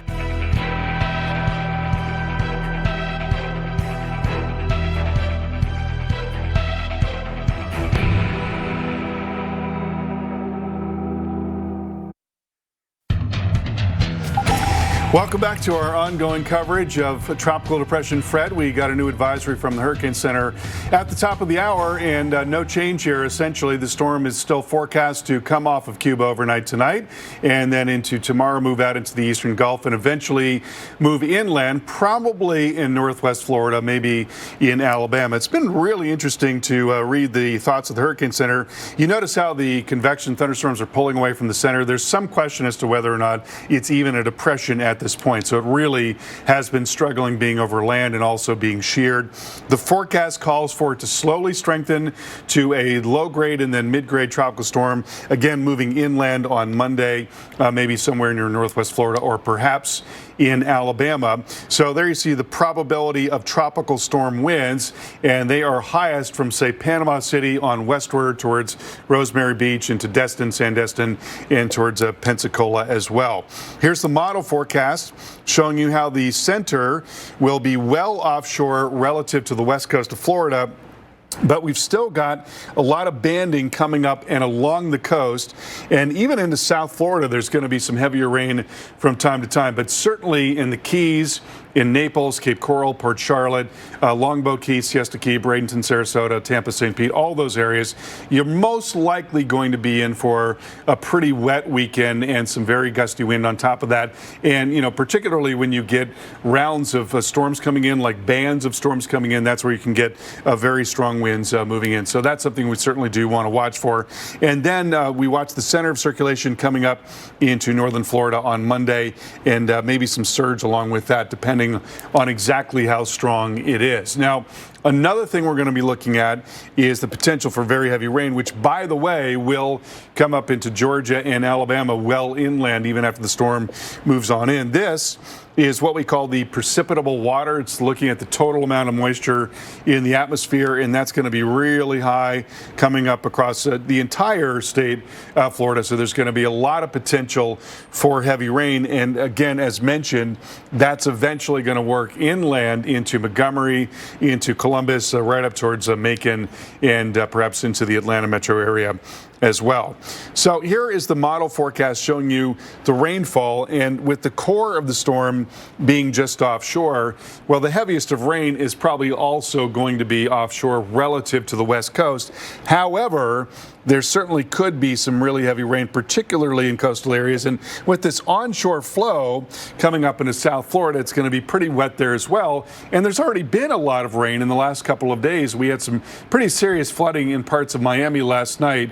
So there's a lot of water in the ground, and if we add another couple of inches, we're going to be looking at some flood potential. So there you see where flash flooding is possible across South Florida, and then to some extent in southwest Florida, but that will then extend up the coast, basically along the entire west coast of Florida, including the Big Bend area, and then into much of the southeast as what is left of the storm moves up and into the southeast. So a lot of areas potentially being affected by the system, but that is not the only thing that we are watching. There's another tropical depression out there, and it's one that we're going to have to really keep our eyes on because, Mark, some of the modeling from time to time, even though it has not been consistent, right, and that does not give us much confidence in the forecast, but it is interesting to see that it's out there. Some of the modeling, and most recently the HWRF, has been pretty aggressive about this thing. Absolutely. We had a run of one of our major global models earlier today, the USGFS, that was very bullish on this thing. Yeah. Now, not so much. And now the European model came up a little bit, but the GFS not as much. We can go back and forth on these for the next several days because we have the luxury of time. And that will help us kind of fine-tune what happens with this next tropical depression. But there is another tropical depression out there, and to be honest, it doesn't look very healthy right now. A few hours ago, we were saying, okay, this thing, it's got that look to it. It's got some deep, tall, cold-topped thunderstorms right near that center. And just about at that time, we jinxed it and everything fell apart. And let's hope that trend continues because this thing is racing towards the islands, the northern side of the eastern Caribbean islands. Antigua and Barbuda in particular, and then eventually in towards Puerto Rico and maybe the Dominican Republic. We can look at the forecast as issued by the National Hurricane Center from their latest update. Looks pretty similar, doesn't it, from where we were a few days ago with Fred. Now this next tropical depression could be tangling with the land in the northern Caribbean. That's important, much more so than the land in the eastern Caribbean, because you got giant mountains here on the Dominican Republic up to 10,000 feet. I believe it's 8,000 feet peaks on eastern Cuba. So even if you're close to those, you disrupt the low-level circulation at least a little bit. If, however, this northern part of the cone is right and you avoid a lot of those islands with the mountains, then you have the potential for a stronger storm. And I think that's why there's this split on the modeling and how the models are going back and forth and kind of figuring it out. It's all about the land interaction. Tropical storm watches and warnings have already been issued. Some of those models are coming into I won't say agreement, but over the short term, we know that west-northwest track is going to occur. After that, there's that split, both in strength and in location, splitting around the Dominican Republic and then coming up towards Florida. But again, South Florida in the cone, so you got to keep an eye on this one for sure. And we're going to give you all the latest information as you stay with the Weather Channel. And you can also download our app on your TV and see our coverage on Roku, Fire Stick, and on many smart TVs as well. You've been taking mental health meds and your mind is finally in a better place. Except now you have uncontrollable body movements called tardive dyskinesia, TD. And it can seem like that's all people see. Some meds for mental health can cause abnormal dopamine signaling in the brain. While how it works is not fully understood, Ingrezza is thought to reduce that signaling. Ingrezza is a prescription medicine used to treat adults with TD movements in the face and body. People taking Ingrezza can stay on their current dose of most mental health meds. Don't take Ingrezza if you're allergic to any of its ingredients. Ingrezza may cause serious side effects, including sleepiness. Don't drive, operate heavy machinery, or do other dangerous activities until you know how Ingrezza affects you. Other serious side effects include potential heart rhythm problems and abnormal movements. Shift the focus more on you. Ask your doctor about Ingrezza. It's simple. One pill, once daily. #1 prescribed for TD. Learn how you could pay as little as $0 at Ingrezza.com. Riders, the lone wolves of the Great Highway. All they need is a bike and a full tank of gas. Their only friend, the open road. I have friends. Well, he may have friends, but he rides alone. That's Jeremy right there.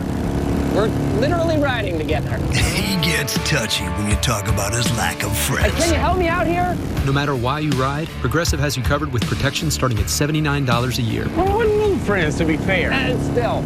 Verizon launched the first 5G network, and now we want to be the first to give everyone the joy of 5G by giving every customer a new 5G phone. Old customers, new customers, families, businesses, every customer. From these bakers to these bakers. Hello. New 5G phones when you trade in your old ones. Cracked, busted, sticky buttons and all. Thank you. Upgrade your phone. Upgrade your network. When you order carry-out, choose Domino's Carside Delivery. Check in when you arrive, and we guarantee we'll be headed out the door less than 2 minutes after your order is ready. If anything slows us down, your next pizza is free. Put Domino's new 2-minute guarantee to the test. You probably think Visa is a credit card company, huh?